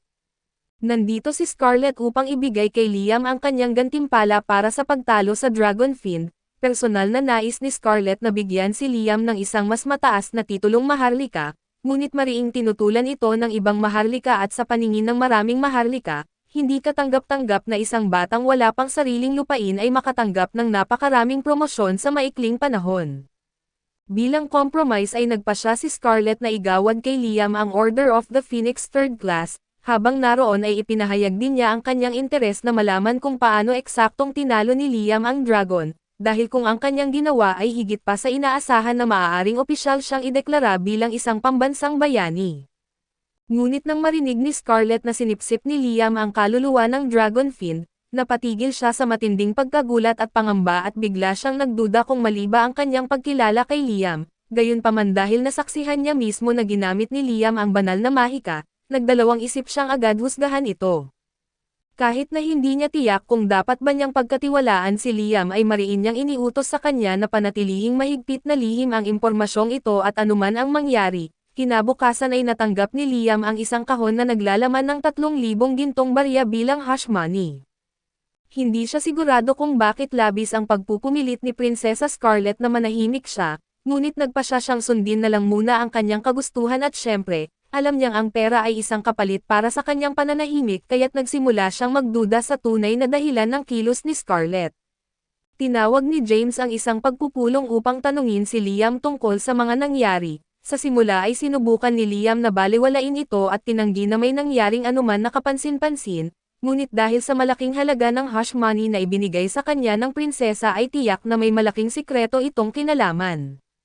Patuloy na pinilit siya ni James at sa huli ay napilitan si Liam na aminin na kaya niyang gumamit ng banal na mahika upang patunayan ito. Ipinakita niya ang isa sa mga spell niya at ipinaliwanag na kayang tanggalin ng spell na iyon ang lahat ng negatibong status effect, kabilang na ang petrification at pagkapuso. Labis na namangha si James na bagamat hindi na ito gaanong nakakagulat at dahil ang banal na mahika ay itinuturing na isang divine act ng Diyos, tinanong ni James si Liam kung may alam siya tungkol sa digmaan ng 3 dragon kaso walang alam si Liam tungkol dito, kaya nagsimula si James na ikwento ang alamat. Matagal ng panahon ay nagkaroon ng labanan sa pagitan ng 3 makapangyarihang dragon na nagpatuloy hanggang sa isa na lang ang nakaligtas. Ayon sa alamat ang tagumpay ng dragon ay malaki ang kinalaman sa paggamit nito ng banal na mahika. Pagkatapos ng labanan ay di umano'y nakipagtulungan ang dragon sa isang tao at ang kanilang mahika ay naging mahalaga sa pagtayo ng kaharian, nang sabihin ni James na nakipagtulungan na at unang naisip ni Liam na nag-asawa ang dragon at ang tao at nagkaroon ng mga anak, ngunit hindi iyon ang kaso. Paliwanag ni James na si Liam mismo ay isang halimbawa ng pagsasanib ng tao at dragon at nang binanggit ito ni James, naalala ni Liam na talagang nagsanib sila ni Raydon sa katawan niya, kaya't sa teknikal na paraan na sila ay magkasama. Ipinaliwanag ni James na para bang muling ginagawa ni Liam ang alamat ng pagkakatatag ng kaharian ng kanilang bansa bagamat tiyak na kamangha-mangha ito, may mga mas madali ang isyo na kailangang harapin at ang pagiging maharlika ng pamilya Hamilton ay ipinagkaloob dahil sa pagkamit ng kanilang lolo sa pagsil ng isang dragon fiend. Ngunit lumabas na ang Raydon ay hindi isang dragon fiend kundi ang nagmumula ng dragon ng bansa, dahil dito ang pamilya Hamilton ay dinapalad at nabilanggo ang nagtatag ng kaharian na kung ito ay malaman ng publiko, tiyak na matatanggal ang kanilang maharlikang estado. Si Liam ay determinadong pigilan iyon dahil alam niyang desperado ang kanyang ama at si Alit na mapanatili ang kanilang posisyon, ngunit may isang bagay na mas nag-aalala kay James at ayon kay James, may posibilidad na galit si Raydon dahil sa pagkakabilanggo nito kaya't maaaring magplano ito ng pagbabalik loob laban sa kanilang kaharian. Gayunpaman ay nagkaroon si Liam ng isang maikling pag-uusap kay Raydon sa kanyang isipan at ayon kay Raydon ay wala siyang balak bumawi laban sa mga tao. Ang nais lang niya ay masaksihan ang pag-unlad ni Liam na sinabi ni James na ito ay napakagandang balita at hindi malayo na masabing si Liam ang magiging tagapagligtas ng kaharian dahil siya lamang ang nakatawag ng pansin ni Raydon. Makaraan ang ilang sandali ay dumating si Liam sa guild subalit bago pa man siya makapasok ay hinihila siya ng mga babae palayo. Naguguluhan ay hinintay ni Liam na makalayo sila ng kaunti mula sa guild bago siya magtanong kung ano ang nangyayari. Ipinaliwanag ni Asuna at Jody na ang guild ay punong-puno ng mga aplikante na gustong sumali sa kanilang grupo matapos marinig ang tungkol sa pagkatalo ni Liam sa isang dragon fiend. Marami sa kanila ang paulit-ulit na nakiusap kina Asuna at Jody na kumbansihin si Liam at dahil dito, gumawa ang dalawa ng isang listahan ng lahat ng posibleng kandidato subalit sa totoo lang ay wala ni isa sa mga adventurer na ito ang mukhang kahanga-hanga. Gayunpaman bilang pinuno ng grupo si Liam pa rin ang may huling desisyon kung sino ang tatanggapin. Pagkatapos nito ay nagpasya si Liam na bumalik sa kanyang bahay upang basahin ang listahan kaso pagpasok pa lang niya sa pinto, isang katulong ang agad na lumapit sa kanya at binanggit na may ipapakita siya at sa kanyang harapan ay isang bundok ng mga kahilingan mula sa iba't ibang marangal na pamilya na lahat ay gusto siyang pakasalan. Hindi na nagulat si Liam dahil alam niyang sikat na siya ngayon ngunit hindi niya inaasahan na ganito karami ang magpapahayag ng interes sa kanya, pati ang kanyang kapatid na si Bruno ay nagdala rin ng liham at mabuti na lang at hindi ito mula sa kanya mismo, isa ito sa mga kamag-anak ng pamilya na napangasawa niya. Habang nag-uusap sila ay tinanong ni Bruno kung ano ba ang ginawa ni Liam dahil hindi normal ang makatanggap ng ganito karami na marriage proposal ng sabay-sabay, kahit pa nakatalo siya ng isang dragon na sa ngayon ang tanging nakakaalam tungkol sa kanyang banal na mahika ay ang prinsesa at si James. Subalit ang napakalaking halaga ng hush money na ibinigay sa kanya ng prinsesa ay nagdulot ng hinala sa ibang maharlika bagamat medyo abala ito para kay Liam, hindi niya maitatanggi na lubos niyang na-enjoy ang kanyang bagong kasikatan at kalaunan. Nagtungo si Liam sa kagubatan kasama sina Jody at Asuna dahil may gusto siyang ipakita sa kanila. Binuksan niya ang kanyang pocket dimension at pagpasok nila at tumambad sa kanila ang isang napakalaking bahay sa gitna ng espasyo. Ipinaliwanag ni Liam na ipinagawa niya ito sa isang karpintero at pagkatapos ay inilipat niya ito sa kanyang item box upang dalhin sa kanyang dimensyon. Kahanga-hanga ito subalit nag-aalala si Asuna na baka mawala rin ang bahay tulad ng nangyari sa mga maliit na Raydon noon at ipinaliwanag ni Liam na ganap na niyang napag-aralan ang spell, kaya't hindi na mawawala ang kahit anong ilagay niya rito.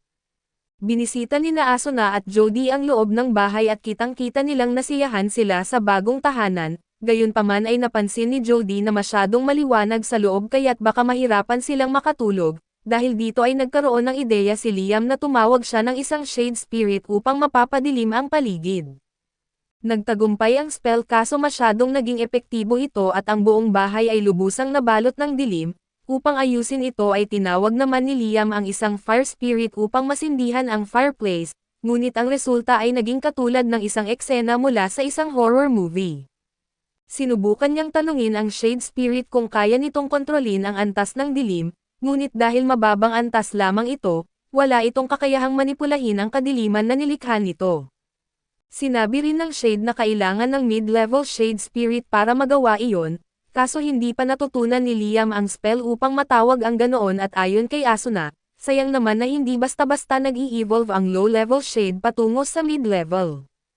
Doon biglang naalala ni Liam na ang kanyang familiar contracts ay kayang magpa-level up ng nilalang, kaya't ginawa niya ang isang kontrata sa Shade at gaya ng inaasahan ay tumaas ang antas nito, lubos na nagpasalamat ang Shade kay Liam sa pagbibigay nito ng pagkakataong umunlad.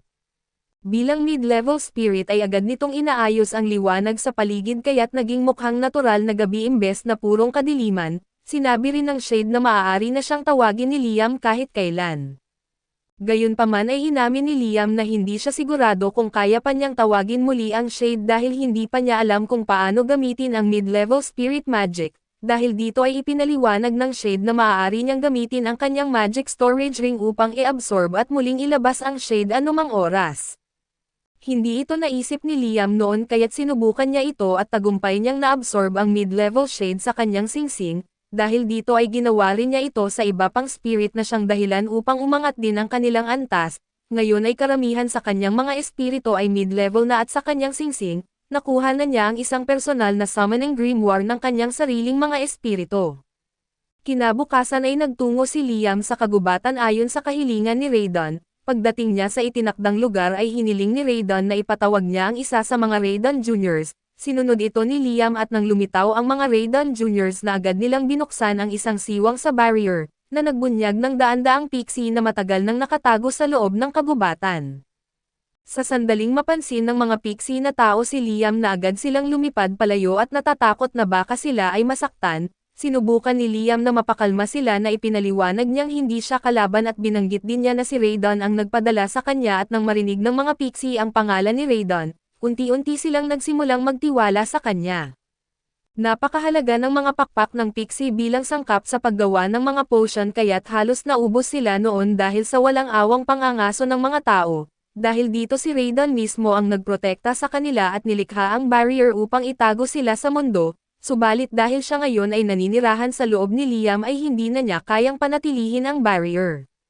Kaya naman ay hiniling niya kay Liam na protektahan ang mga pixie sa kanyang lugar. Upang gawin ito ay unang naisip ni Liam na bumuo ng mga familiar contracts kasama ang lahat ng pixie, kaya't tinanong niya sila kung pumapayag ba sila at dahil nagtitiwala sila kay Liam at pumayag silang lahat. Dahil na rin si Raydon ang nag-utos kay Liam na iminungkahi nitong bigyan niya ng mga pangalan ang mga pixie, dahil ang pagpapangalan ay nagbibigay ng dagdag na lakas sa mahika ng mga tao at sinimulan ni Liam ang unang kontrata sa isang pixie at nagdesisyon siyang pangalanan itong Rena. Ngunit laking gulat niya nang matapos ang kontrata na biglang nagbago ang anyo ni Rena at mula sa pagiging pixie ay naging elf siya. Namangha si Raydon sa pagbabago ni Rena na bagamat hindi na siya masyadong nagulat, samantalang si Liam naman ay hindi makapaniwala at hindi maunawaan kung paano ito nangyari. Ipinaliwanag ni Raydon na ang pagsasabay ng pagbibigay ng pangalan at paggawa ng kontrata ay lumikha ng malakas na alon ng mahika, na nagdulot ng napakalaking ebolusyon para kay Rena at dahil dito ay pinayuhan ni Raydon si Liam na mula ngayon, dapat niyang pangalanan ang bawat familiar na gagawin niyang kasundo. Nang makita ng ibang pixie ang naging epekto ng kontrata na labis silang natuwa at agad na humiling kay Liam na pangalanan din sila, isa-isa ay binuo ni Liam ang kanyang mga kontrata sa lahat ng pixie at tulad ni Rena, ang lahat ng pixie ay nag-evolve rin bilang mga elf. Pagkatapos ng pagbabago ay lumapit si Rena kay Liam at tinanong kung ano ang nais niyang ipagawa sa kanila bilang kanilang bagong Panginoon. Hindi talaga ito napag-isipan ni Liam dahil ang layunin lang naman niya ay sundin ang kahilingan ni Raydon, ngunit dahil sila na ngayon ay mga elf ay iminungkahi niyang simulan nilang magtayo ng isang nayon para sa kanilang sarili. Bilang unang pixie na nag-evolve at dahil siya lang ang pangalan na naaalala ni Liam sa ngayon ay itinalaga niya si Rena bilang pinuno ng kanilang nayon. Matapos ang lahat ng ito ay nagsimula ang mga elf na itanim ang pundasyon ng kanilang nayon, habang si Liam na ganap na naubusan ng enerhiya ay nahihirapan na makarecover matapos gamitin ang napakaraming mahika upang bumuo ng lahat ng mga kontratang iyon. Habang nagpapahinga si Liam ay bigla niyang naramdaman ang isang matinding daloy ng mahika mula sa mas malalim na bahagi ng kagubatan, dahil sa pag-usisa ay nagpasya siyang siyasatin ito at sa kanyang paglalakbay ay natuklasan niya ang isang gintong prutas na nakasabit sa isang puno, naglalabas ng isang napakalakas na enerhiya ng mana. Dahil sa kanyang pagtataka ay tinanong niya si Rena tungkol dito at ipinaliwanag ni Rena na ang prutas na ito ay likha ng mga pixie. Kinokolekta nila ang mana na lumulutang sa hangin at pinipiga ito upang gawing isang material na anyo, na halos katulad ng mana honey. Tinanong ni Liam kung maaari niya itong kainin at walang pag-alinlangan na sumang-ayon si Rena. Pinutol ni Liam ang prutas at kinagat ito at sa sandaling matikman niya ito ay hindi lamang ganap na naibalik ang kanyang lakas ng mahika, kundi lumawak din ng malaki ang kanyang kabuoang kapasidad sa mahika. Kaya't nagawa na niyang mag-cast ng 19 na spells nang hindi kinakailangang mabigkas ang mga ito. Kinabukasan ay bumalik si Liam sa nayon upang suriin ang progreso ng mga elf at isinalubong sa kanya ni Rena ngunit may dala siyang hindi magandang balita. Bagamat inutusan sila ni Liam na magtayo ng kanilang sariling nayon wala silang alam tungkol sa paggawa ng mga bahay, kaya't ito na ang pinakamabuting nagawa nila. Alam na ni Liam na posibleng mangyari ito kaya't nakahanda na siyang turuan sila kung paano magtayo ng mga bahay kaso bago pa niya maumpisahan ang kanyang aralin, isang sigaw ng tulong ang narinig nila at isa sa mga elf ang humingi ng saklolo na may mga bandido na nakapasok sa kagubatan. Nang makita ng mga ito ang isang elf ay agad nilang napagdesisyonan na i-kidnap siya at ibenta para pagkakitaan. Hindi ito palampasin ni Liam kaya't matapang niyang hinarap ang mga bandido sabay sigaw na bitawan nila si Susie ngayon din, subalit gaya ng inaasahan ay binaliwala ng mga bandido ang kanyang babala at sa halip ay sinubukan na umatake sa kanya. Sa mabilis na tugon ay gumamit si Liam ng isang clone at ginamit ito upang umatake ng sabay-sabay, agad na pinabagsak ang mga bandido sa loob lamang ng ilang segundo at bagamat nailigtas niya si Susie, napagtanto ni Liam ang isang seryosong problema na napakapanganib ng kagubatan na ito para sa mga elf. Napagdesisyonan niyang ilipat sila sa isang mas ligtas na lugar at una niyang naisip na gamitin ang kanyang pocket dimension, ngunit hindi siya sigurado kung sapat ba ang laki nito upang mapagkasya ang lahat ng elf at nang tingnan niya ang loob nito, laking gulat niya nang matuklasan na lumawak ito ng husto at marahil dahil sa pixie honey na kinain niya noong nakaraang araw. Dahil dito ay napangiti si Liam at ito na ang tamang solusyon, dito ay inutusan niya ang lahat ng elf na pumasok sa kanyang pocket dimension at upang madala niya sila sa isang mas ligtas na lugar at makalipas ang kaunting oras, nakarating si Liam sa kanyang lupain na binuksan ang pocket dimension at pinakawalan ang mga elf. Labis silang nagulat nang napagtanto nilang nasa isang ganap na ibang lokasyon na sila ngayon at ipinaliwanag ni Liam na dinala niya sila sa kanyang lupain upang hindi na sila kailangang matakot sa mga bandido. Habang lubos na nagpapasalamat ang mga elf na mas namangha sila sa kakayahan ni Liam ang pag-transport sa kanilang lahat gamit lamang ang isang spell. Sa sobrang paghanga ay sabay-sabay silang napaluhod sa harapan ni Liam na nagmakaawang tanggapin ang pagiging kanilang hari, at nangakong susundin ang lahat ng utos niya kung tatanggapin niya ang papel na ito. Naramdaman ni Liam ang bigat ng responsibilidad na alagaan sila kaya't tinanggap niya ang kahilingan nilang pamumunuan sila. Gayunpaman ay hiniling niyang huwag siyang tawagin bilang hari dahil wala siyang interes sa mga politikal na usapan na kaakibat ng posisyon na iyon. Ngayon na siya ang kanilang pinuno ang unang hakbang ni Liam ay humanap ng angkop na lupain para sa kanilang bagong nayon, lumipas ang 4 na araw at patuloy pa rin siyang nagtatrabaho upang mahanap ang perpektong lokasyon para sa kanila, sa parehong panahon ay masigasig niyang sinasanay ang sarili sa bagong mahika na itinuro sa kanya ni Raiden. Nang sa wakas ay ganap na niyang naintindihan ang bagong spell at tinawag niya ang lahat ng elf at pumila silang lahat sa harap niya, sa isang iglap sabay-sabay niyang inilipat ang lahat ng elf sa isang lugar na 100 kilometro ang layo, na tinatawag na Sealed Islands. Si Raiden mismo ang nagtatak ng lugar na ito noon ngunit ngayon na pinahintulutan niya si Liam na gamitin ito para sa mga elf, kung naglakad sila ng normal ay aabutin sila ng 4 na araw upang makarating dito. Ngunit gamit ang bago niyang teleportation magic ay instant niyang nailipat ang lahat sa lugar na ito.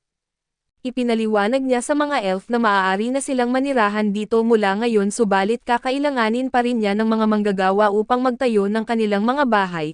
Bago siya umalis ay iniwan niya ang mga Raiden Juniors upang bantayan ang mga elf, at saka siya bumalik sa kanyang lupain gamit ang teleportation magic. Sa kanyang pagbalik ay dinatnan siya ni Prinsesa Scarlet na may isang mahalagang tanong na tinanong niya si Liam kung binanggit ba ni Raiden ang tungkol sa isang lugar na tinatawag na The Promised Lands. si Liam na aminadong hindi niya pa narinig ang tungkol sa Promised Lands, ngunit naaalala niyang binigyan siya ni Raiden ng pahintulot upang gamitin ang isang lugar na tinatawag na Sealed Lands. Dahil dito ay tinanong siya ng prinsesa kung maaari niya siyang dalhin sa lugar na iyon at pumayag naman si Liam, ngunit sinabi niyang may hihilingin siyang kapalit mula sa kanya at hiniling niyang isama ng prinsesa ang isa sa mga inhinyero ng korte, dahil may isang proyektong nangangailangan ng kanilang tulong.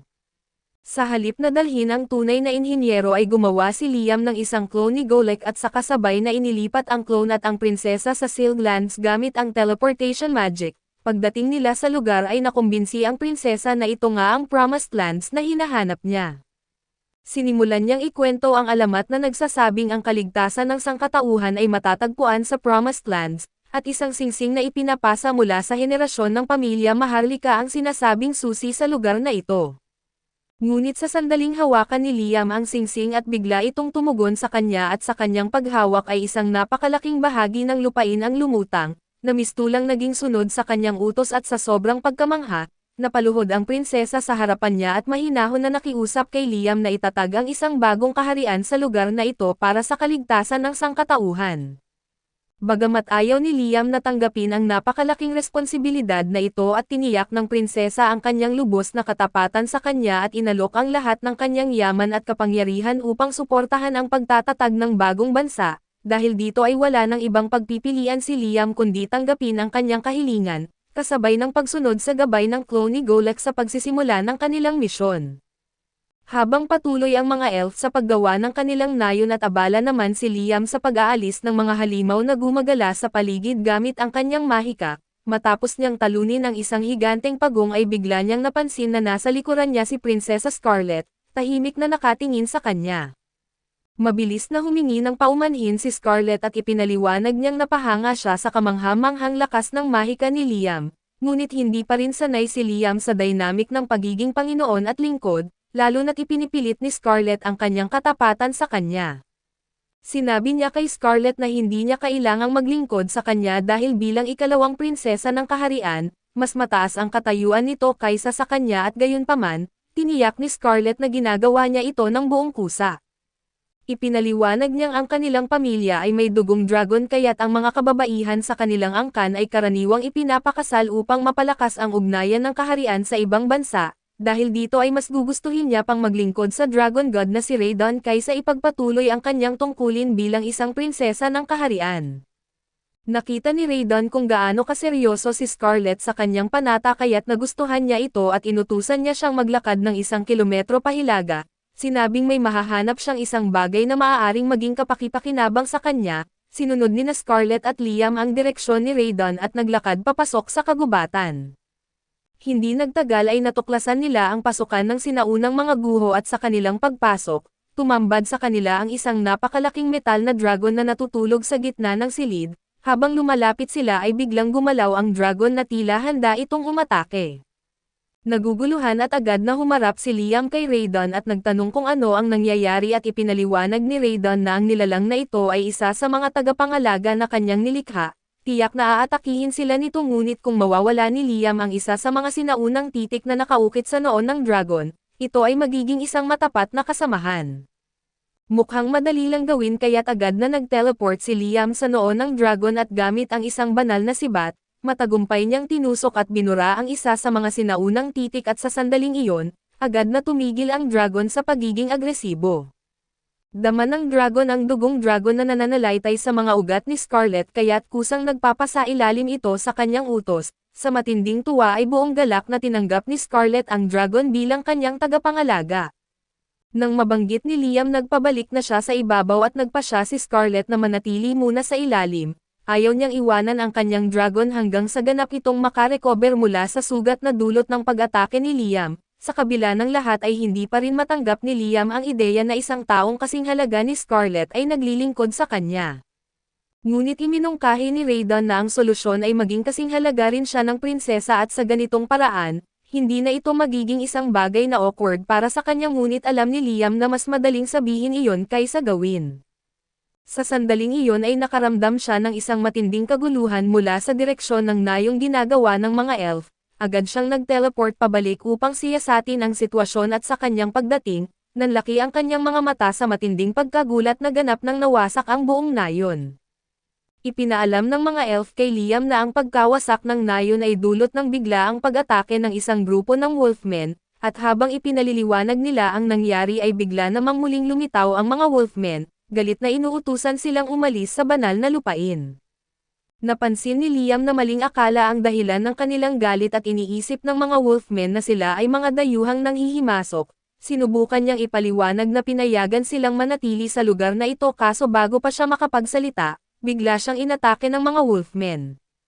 Walang ibang pagpipilian si Liam kundi iwasan ang kanilang atake gamit ang teleportation magic at lumaban gamit ang kaunting mahika. Patuloy na ipinagpipilitan ng mga Wolfmen na paalisin sila sa banal na lupain subalit sa sandaling inilabas ni Liam ang isang Raiden Jr., napagtanto nilang nagkamali sila.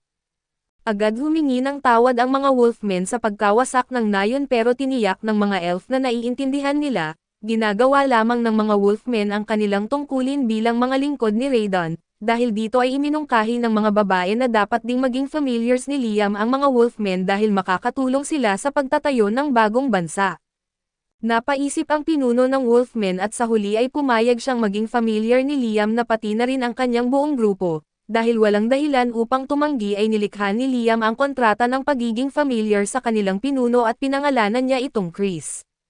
Kinabukasan ay bumalik si Liam sa nayon upang tingnan ang progreso ng kanilang konstruksyon. Dahil ngayon ay may tulong na mula kina Chris at sa iba pang Wolfmen na mas mabilis na ang pagtatayo ng mga bahay, sa sandaling makita siya ni Chris ay tuwa siyang tumalon at niyakap si Liam.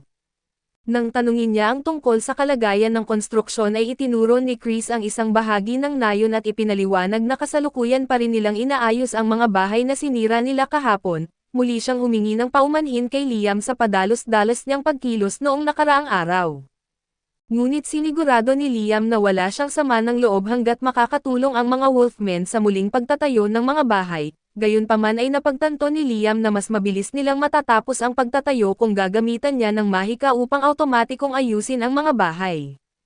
Subalit wala siyang spell para rito sa kanyang singsing at nagbigay ng mungkahi si Raiden na kung wala pang repair spell, bakit hindi na lang likhain ni Liam ang sarili niyang bersyon at nagulat si Liam nang malaman na kaya niyang lumikha ng sarili niyang mga spell. Ipinaliwanag ni Raiden na ang kailangan lang niyang gawin ay malinaw na isipin ang bawat hakbang ng proseso upang makamit ang nais niyang resulta. Sinunod ni Liam ang payo ni Raiden at ginamit ang kanyang bagong spell sa isang piraso ng kahoy, pagkatapos ay inutusan niya si Chris na sirain ito bilang pagsubok at ginawa ito ni Chris at pinagdurog ang kahoy ngunit sa kanyang pagkagulat, agad itong bumalik sa orihinal nitong anyo na parang hindi man lang nasira. Ipinaliwanag ni Liam na ito ang epekto ng spell na kanyang nilikha at ito ang Keep Memory. Ang spell na ito ay nagbibigay sa mga hindi buhay na bagay ng kakayahang mapanatili ang isang partikular na estado, kahit anong pinsala ang matanggap nito. Sa pamamagitan ng pagpapataw ng spell na ito sa mga bahay ng nayon ay masisigurado niyang mananatiling buo ang mga gusali, kahit paanong uri ng pinsala ang dumaan sa kanila at nang makuha na niya ang tamang diskarte sa paglikha ng mga spell, sinimulan ni Liam ang pagsubok ng iba't ibang uri ng mahika. Kalaunan ay matagumpay niyang napaunlad ang explosive magic missiles na isang mas pinalakas na bersyon ng kanyang magic attack. Plano niyang ipagpatuloy ang paglikha ng mga bagong spell ngunit bago pa niya magawa ito, bigla siyang tinawag para sa isang agarang pagpupulong at may nangyari na isang kagipitan ang naganap. May mga tao na lumulusob sa lupain at nanghuhuli ng mga pixie na nakatira sa lugar na ito at napakaseryoso ng sitwasyon kaya't mabilis na tumakbo si Liam upang siyasatin ang insidente. Nang matagpuan niya ang mga sumasalakay na tao, agad siyang humaharang sa kanilang daraanan at mahigpit silang binalaan. Binanggit niyang tumigil na sila dahil ang lupain na ito ay pag-aari niya at kailangan na nilang umalis bago pa maging huli ang lahat. Ngunit minaliit siya ng mga lalaki at inakalang isa lang siyang walang kwentang bata, dahil dito ay hindi nila siya pinansin at nagpatuloy sila sa kanilang ginagawa. Bigla na lang nagbitaw si Liam ng isang warning shot at malinaw na ipinapakita na hindi siya nagbiro, ngunit hindi ito nagustuhan ng mga kalalakihang sumasalakay at sa halip na tumalikod at umalis ay mas pinili nilang lusubin si Liam, iniwan siya nito ng walang ibang pagpipilian kundi labanan silang lahat. Isa-isang pinapabagsak ni Liam ang lahat ng sundalo na hanggang sa wala nang natira sa kanila at matapos makuha ang tagumpay, bumalik siya sa nayon kung saan ipinahayag ni Rena ang kanyang taos-pusong pasasalamat sa pagprotekta niya sa mga pixie. Ipinaliwanag niya na ang mga pixie na ito ay orihinal na naninirahan sa kagubatan. Subalit matapos silang lusubin ng mga sundalong nagtangkang bihagan sila ay tumakas sila at naghanap ng kanlungan sa lugar na ito. Tiniyak ni Liam sa kanila na malaya silang manatili hanggat gusto nila at nag-alok pa na bumuo ng mga kontrata sa kanila upang higit silang maprotektahan. Gayunpaman dahil sa sobrang dami ng pixie ay ginugol ni Liam ang malaking bahagi ng kanyang oras sa pagbibigay ng mga pangalan sa kanila at ngayon ay nauubusan na siya ng ideya sa mga pangalan. Kinabukasan ay tinipon ni Liam ang kanyang mga kasama sa loob ng kanyang pocket dimension para sa isang pagpupulong. Sa gitna ng pagpupulong ay inilabas niya ang isang helmet at tinanong kung may nakakakilala rito. Agad itong nakilala ni Scarlett at ang sagisag na nasa helmet ay pag-aari ng paa na isa sa mga bansa na nasa hangganan ng Promised Lands, katulad ng mga kaharian ng Jaime at Quador. Ipinapahiwatig nito na ang mga lalaking umatake kahapon ay malamang mga spy mula sa paa, at kung ito ang kaso ay hindi magtatagal at magsisimulang lumitaw ang mga spy mula sa Jaime at Quador. Ipinaliwanag ni Scarlett na noon ang tatlong kahariang ito ay pinaghihiwalay ng isang lambak. Ngunit dahil nawala na ang ilusyon na itinayo ni Raiden ay sinusubukan nilang angkinan ang lupa. Dahil dito ang tanging paraan upang permanenteng mapigilan ang sinuman sa pag-aangkin sa Promised Lands ay para kay Liam na opisyal na itatag ang sarili niyang bansa. Sumang-ayon si Liam sa mungkahing ito at matapos itong mapagdesisyonan, nagsimula si Scarlett sa paglilista ng lahat ng kinakailangan ni Liam upang bumuo ng isang bansa. Una, ang lupa na nasa kanya na at pangalawa, ay mga tao at hindi ito isang problema dahil habang lumalawak ang kasikatan ni Liam, kusa nang pupunta ang mga tao sa kanya upang sumali sa kanyang panig. Pangatlo, kapangyarihang militar na bagamat malakas si Liam ay kailangan niya ng isang hukbong sapat na malakas upang protektahan ang kanyang lupain kahit na wala siya roon, dahil dito ay lumapit si Chris ang pinuno ng mga Wolfmen, at matapang na nangakong ipagtatanggol ang Promised Lands. Ipinahayag niyang walang sinuman ang makakapasok sa lupaing ito nang hindi nila pinapayagan at susugpuin nila ang sinumang magtatangkang sumalakay, ngunit hindi masyadong komportable si Liam sa sobrang agresibong pahayag ni Chris dahil likas na mahuhusay na mandirigma ang mga Wolfmen at sa huli, nagdesisyon si Liam na ipagkatiwala kay Chris ang seguridad ng lupain. Samantala pinayuhan siya ni Scarlett na ipagpatuloy lang ang pagpapaunlad ng nayon habang pinapatunayan ang kanyang lakas sa pamamagitan ng pagsupil sa mga puwersang sumubok na agawin ang kanilang lupain. Sa paglipas ng panahon ay maiintindihan din ng mga karatig bansa na mas makabubuti para sa kanila ang makipag-alyansa kay Liam kaysa subukang sakupin ang kanyang teritoryo. Lahat ay sumang-ayon sa planong ito ngunit kinabukasan ay mas mabilis na umuusad ang mga pangyayari kaysa sa inaasahan ni Liam. Dumating sa kanyang lupain ang isang lalaking nagngangalang Leonardo, na nagpakilalang isang maharlika mula sa kaharian ng Jaime. Ipinaliwanag ni Leonardo na hindi nais ng kaharian ng Jaime na makipagsagupaan kay Liam kaya't siya ay ipinadala ng hari upang makipag-usap sa kanya at bumuo ng isang alyansa, bilang tanda ng kanilang pagnanais na magkaroon ng mabuting relasyon na handa umano ang hari ng Jaime na iaalok kay Liam ang kamay ni Prinsesa Scarlett sa kasal. Agad na naging nakakahinala para kay Liam ang alok na ito dahil wala pa naman siyang ginagawa upang ganap na makuha ang kanilang pagkilala, dahil sa mga nakaraang aksyon ni Scarlett na maaaring natukoy ng kaharian ng Jaime na ang lupaing ito ay konektado sa Dragon God na si Raiden. Dahil dito ay maaaring sinusubukan nilang makuha ang loob ni Liam upang mapanatili ang magandang relasyon sa kanya, ngunit hindi pa rin tiyak ni Liam kung ano ang kanyang dapat gawing tugon. Mabilis siyang lumikha ng isang telepathy spell at ginamit ito upang makipag-usap kay Scarlett nang hindi naririnig ng iba. Tinanong niya si Scarlett kung sa tingin nito ay magandang ideya ang tanggapin ang alok ng kasal. Sinabi ni Scarlett na dapat niyang tanggapin ito dahil kung sila ay magpapakasal, magkakaroon sila ng 6 na buwan upang higit pang palawakin ang kanilang bansa bago muling kumilos ang iba pang kaharian. Dahil dito ay sumunod si Liam sa payo ni Scarlett at sinabing ikinararangal niyang maging kabiyak ng prinsesa, gayunpaman ay hiniling niyang ipagpaliban ang kasal sa loob ng 1 taon, upang mabigyan siya ng sapat na oras upang ganap na mapaunlad ang kanyang bansa nang maging karapat-dapat ito sa isang maharlikang pamilya. Sumang-ayon si Leonardo at umalis upang ipaalam sa hari ng Jaime ang naging tugon ni Liam at matapos maisaayos ang usaping ito, nagdesisyon si Liam na bumisita sa mansyon ni Scarlett sa Royal Capital ngunit dahil napakahaba ng biyahe, ginamit ni Liam ang kanyang clone upang makarating doon ng mas mabilis. Ipinapabalik niya si Scarlett sa kabisera kasama ang kanyang clone at sa sandaling nakarating ito sa Royal Capital, ginamit nito ang teleportation magic upang mailipat ang tunay na Liam doon at ngayon na nakarating na siya sa mansyon ni Scarlett, maaari na siyang bumalik dito kahit kailan niya gusto.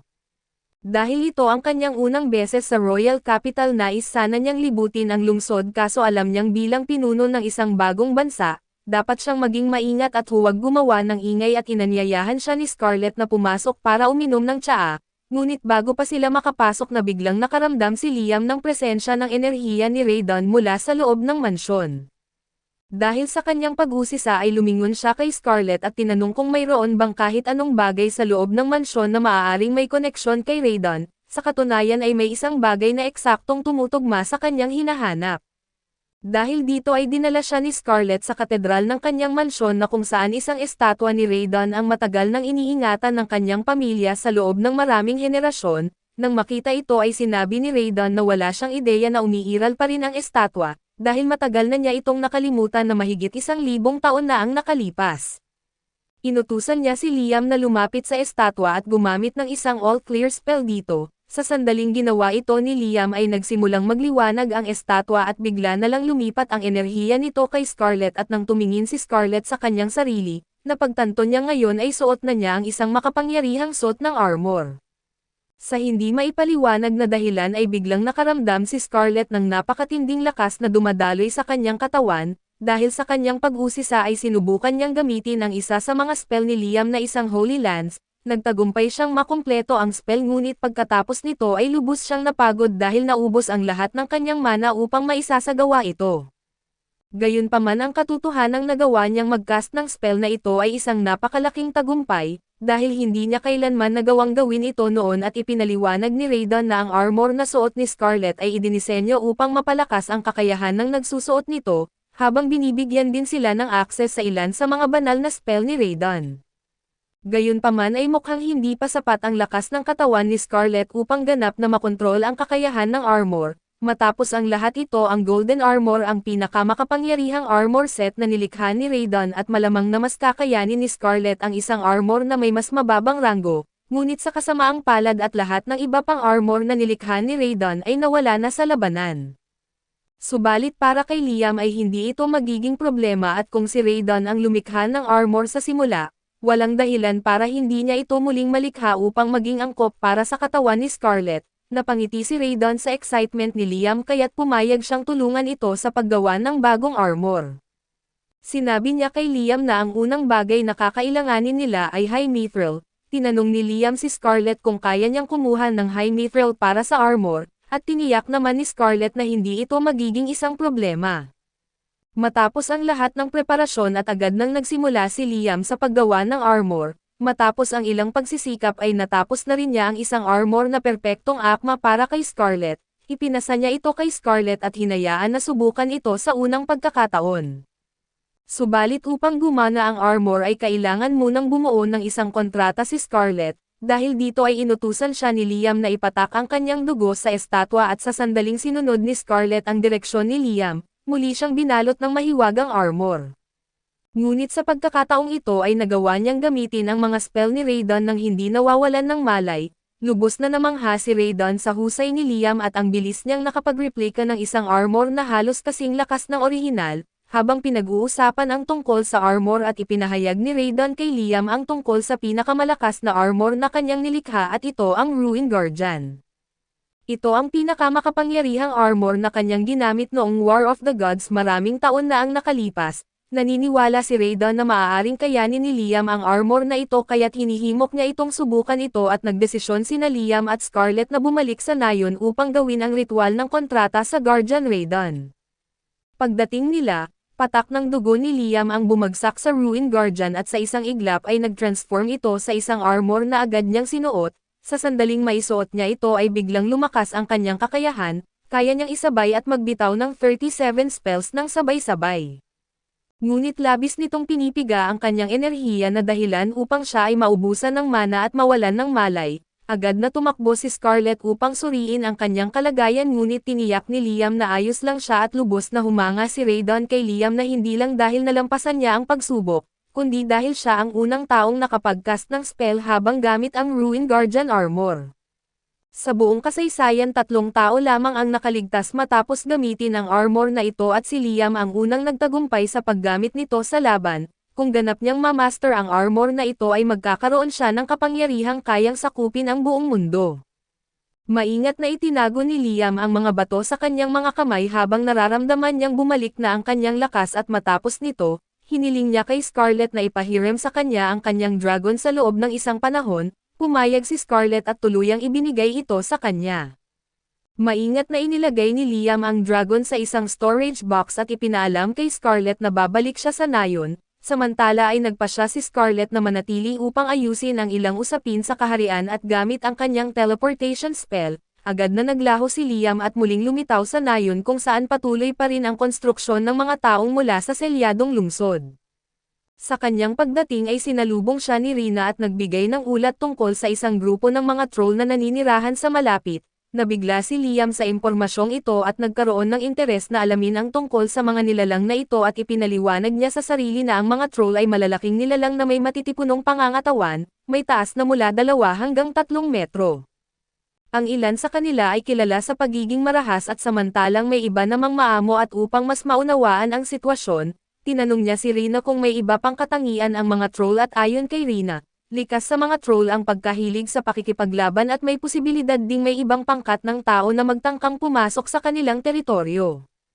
Sang-ayon si Liam sa pangambang ito at nagpasya na dapat iwasan ang hindi kinakailangang alitan sa mga troll at bilang solusyon, iminungkahi ni Rina na subukang kumbansihin ang mga troll na sumali sa kanila, sumang-ayon si Liam sa mungkahing ito at agad na nagtanong kung saan sila matatagpuan. Sa kanyang paglalakbay patungo sa teritoryo ng mga troll ay napansin niya ang matabang lupain na tila mayaman sa likas na yaman, habang naglalakad ay pinulot niya ang isang bato mula sa lupa at natuklasang gawa ito sa metal, dahil dito ay napagtanto niyang sagana ang lugar sa mahahalagang yamang mineral. Sa hindi inaasahang sandali ay biglang lumitaw ang isang grupo ng mga troll sa kanyang likuran at ang kanilang pinuno ang lumapit upang siyasatin siya. Nang makita ito ay ipinakilala ni Liam ang kanyang sarili at ipinaliwanag na nagtatayo siya ng isang nasyon sa malapit at nais niyang kunin sila bilang kasapi, gayunpaman hindi ito tinanggap ng pinuno ng troll at agad itong nagpahayag ng kawalan ng tiwala. Sa kabila ng paliwanag ni Liam tungkol sa pagsasama ng mga werewolf, engkanto at duwende sa kanyang nasyon na lalo pang naging mapanuri at agresibo ang pinuno ng troll, sa isang iglap ay itinaas nito ang kanyang napakalaking pamalo at walang pag-alinlangang umatake kay Liam.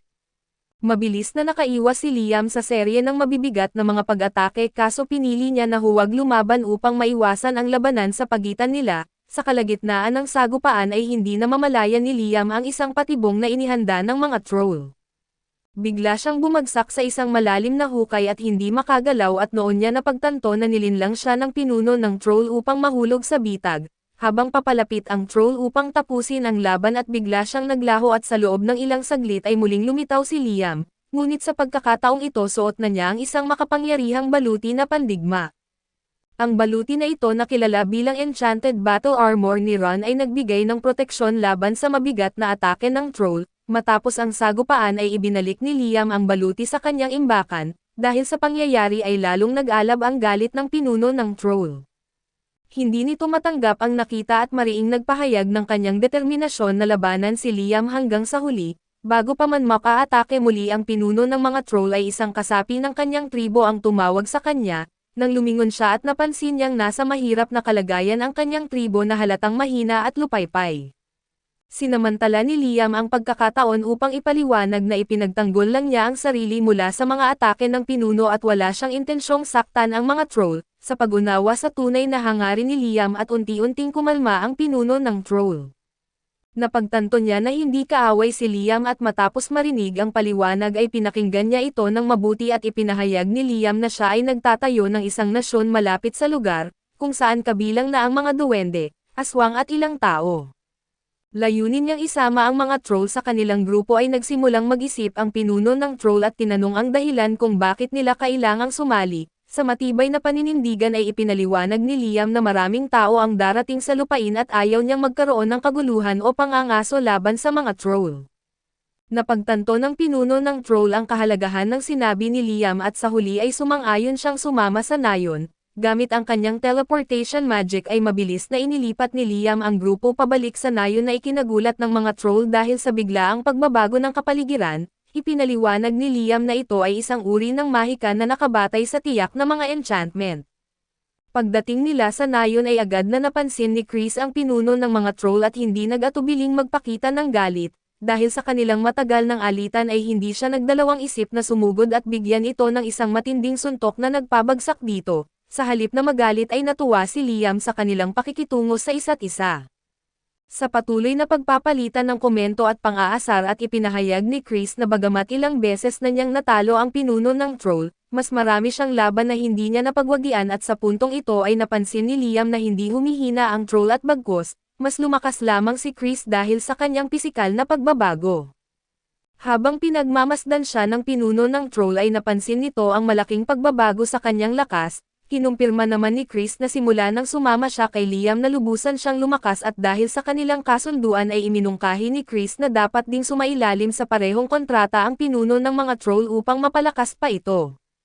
Sa huli ay pumayag ang pinuno at isinagawa ni Liam ang ritual ng kontrata at matapos ang ritual, ang dating matipuno na anyo ng pinuno ng troll ay unti-unting nagbago. Mas naging kahawig ng tao ngunit nanatili ang kanyang malaking lakas at sa bagong anyo ay tinawag na siyang Guy at nang makita ang kanyang refleksyon, namangha siya sa sariling pagbabago. Napansin din ni Liam na mas naging malinaw ang kanyang pagsasalita at higit pang lumakas ang kanyang kakayahan at sa labis na pananabik, agad na sinubukan ni Chris ang bagong lakas ni Guy at sumugod siya upang umatake ngunit sa pagkakataong ito, madali siyang napigilan ni Guy. Sa kabila ng sunod-sunod na pag-atake ni Chris at napansin ni Liam na walang kahirap-hirap itong napipigilan ni Guy, sa kanyang panonood ay napagtanto niya na ang kanilang laban ay isang mataas na antas ng labanan. Habang patuloy ang sagupaan at napansin ng ibang mga troll ang pagbabago sa kanilang pinuno, isa sa kanila ang nagkomento na siya ay naging mas makapangyarihan at ang isa pa ay kinilala ang pagbabago bilang ang kapangyarihan ng isang gigas. Sa puntong ito ay natanto ni Liam na kapag ang isang troll ay nag-evolve sa mas mataas na antas, sila ay tinatawag na gigas na isang nilalang na may pambihirang lakas at kakayahan. Pagharap sa iba pang mga troll ay ipinahayag ni Liam na gagawa rin siya ng kontrata sa kanilang lahat. Matapos ang pagbabagong anyo ng natitirang mga troll ay inihayag niya na taglay na nila ngayon ang pisikal na lakas at proteksyon na kinakailangan para sa pagtatatag ng kanilang nasyon. Sa bagong lakas na taglay ay agad na nagsimula sina Guy at ang mga troll sa pagbubuhat ng malalaking bato para sa konstruksyon. Nakita ito ni Chris at sinubukan na buhatin din ang isang malaking bato tulad nila ngunit nahirapan siya. Napansin ni Guy ang kanyang paghihirap at sinabihan siyang huwag pilitin ang sarili. Gayunpaman hindi sumuko si Chris at muling sinubukan kaso tuluyang bumagsak sa lupa sa sobrang bigat ng bato. Madali itong binuhat ni Guy at ipinaubaya kay Chris ang mas magagaan na gawain. Hindi naman nagpatinag si Chris at nagpahayag na hindi ito nangangahulugan ng pagkatalo bago mabilis na umalis. Samantala ay tinanong ni Guy si Liam kung ano ang gagawin niya sa lahat ng mga batong nakolekta. Ipinaliwanag ni Liam na kukuha siya ng mga metal mula sa mga ito at agad niyang tinawag sina Salamander at Gnome upang tunawin ang mga bato at kunin ang mga mahahalagang metal mula rito.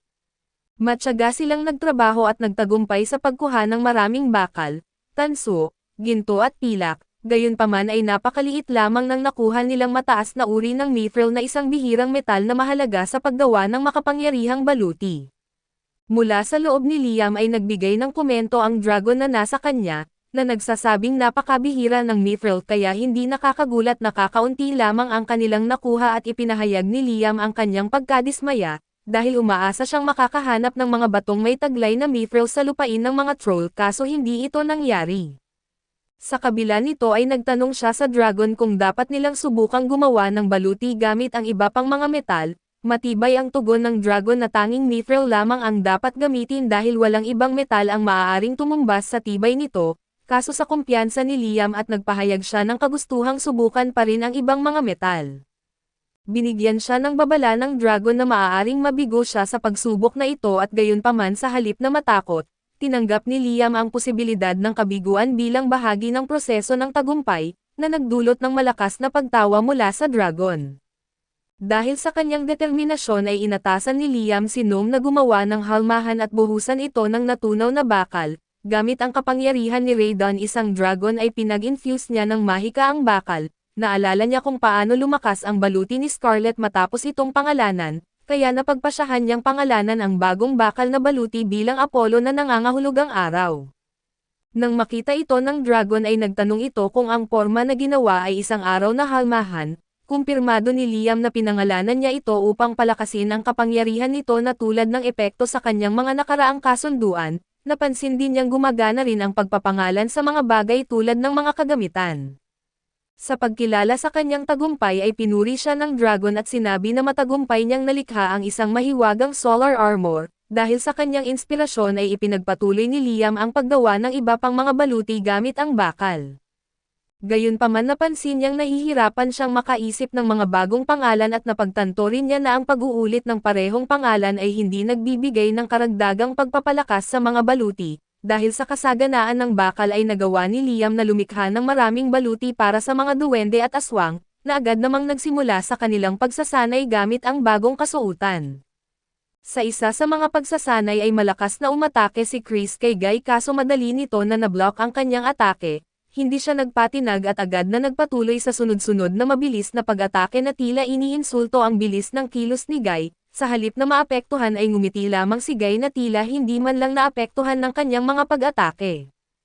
Habang pinapanood ang kanilang sparring na napansin ni Rina ang kanilang magandang pag-uugma at ibinahagi ito kay Liam, nakangiti namang sumang-ayon si Liam na sa kabila ng seryosong pagsasanay ng dalawa ay tila kasing dami rin ng kanilang palitan ng suntok ang kanilang palitan ng pang-aasar sa isa't isa.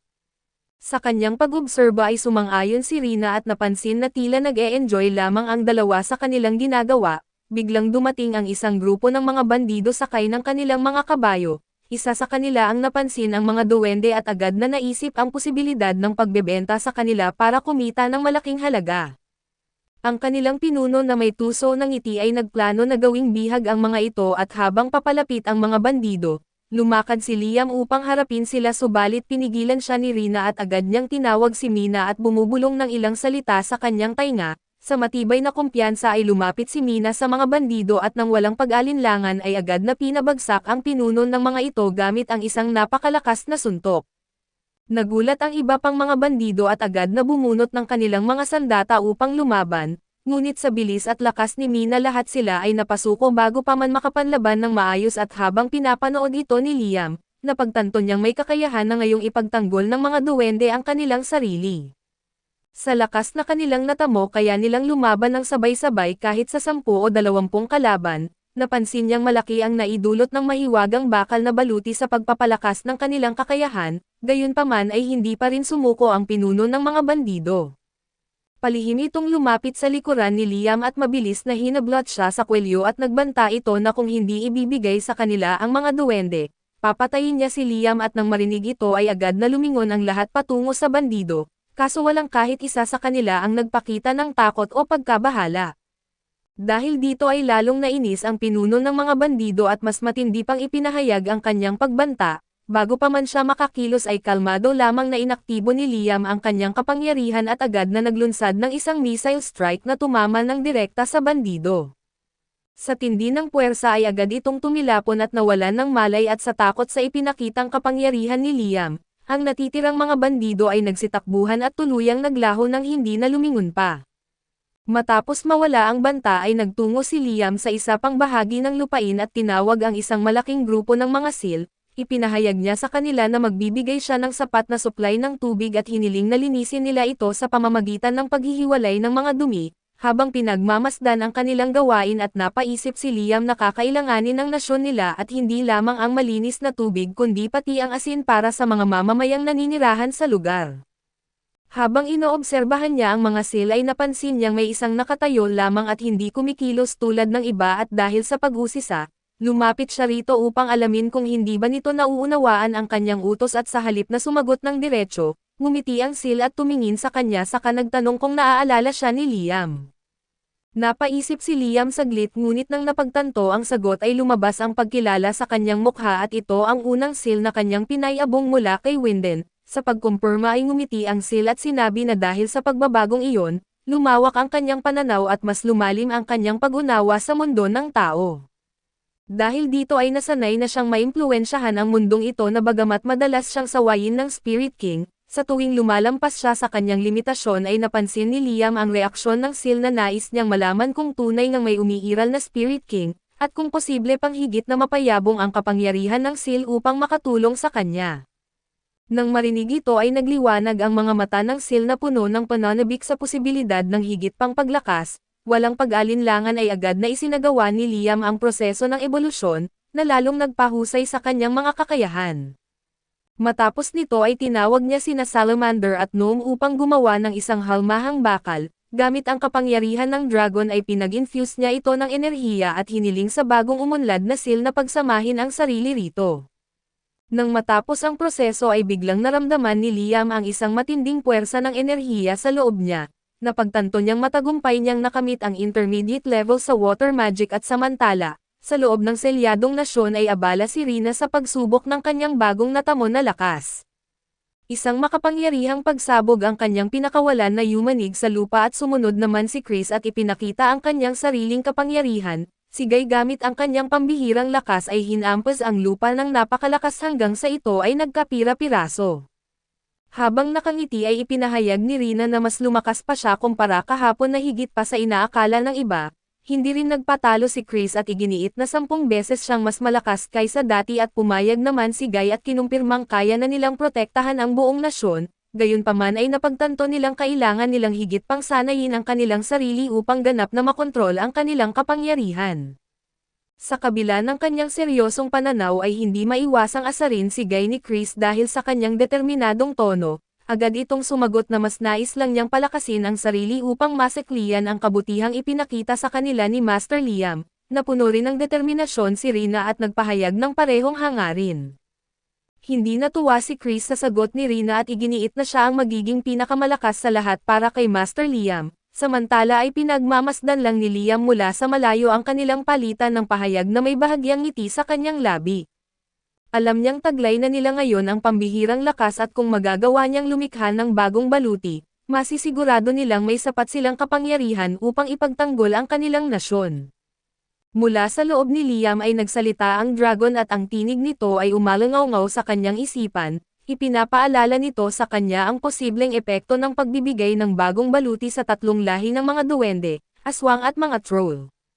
Sa sandaling taglayin nila ang makapangyarihang sandata ay magkakaroon sila ng kakayahang sakupin ang ibang mga nasyon at bilang isang babala, hinimok siya ng dragon na pag-isipan ang tamang paraan upang higit pang mapaunlad ang kanilang mga kakayahan. Sa dulo ng lahat ay pinayuhan siya nito na laging hangarin ang pinakamainam na pagpapaunlad para sa kanila.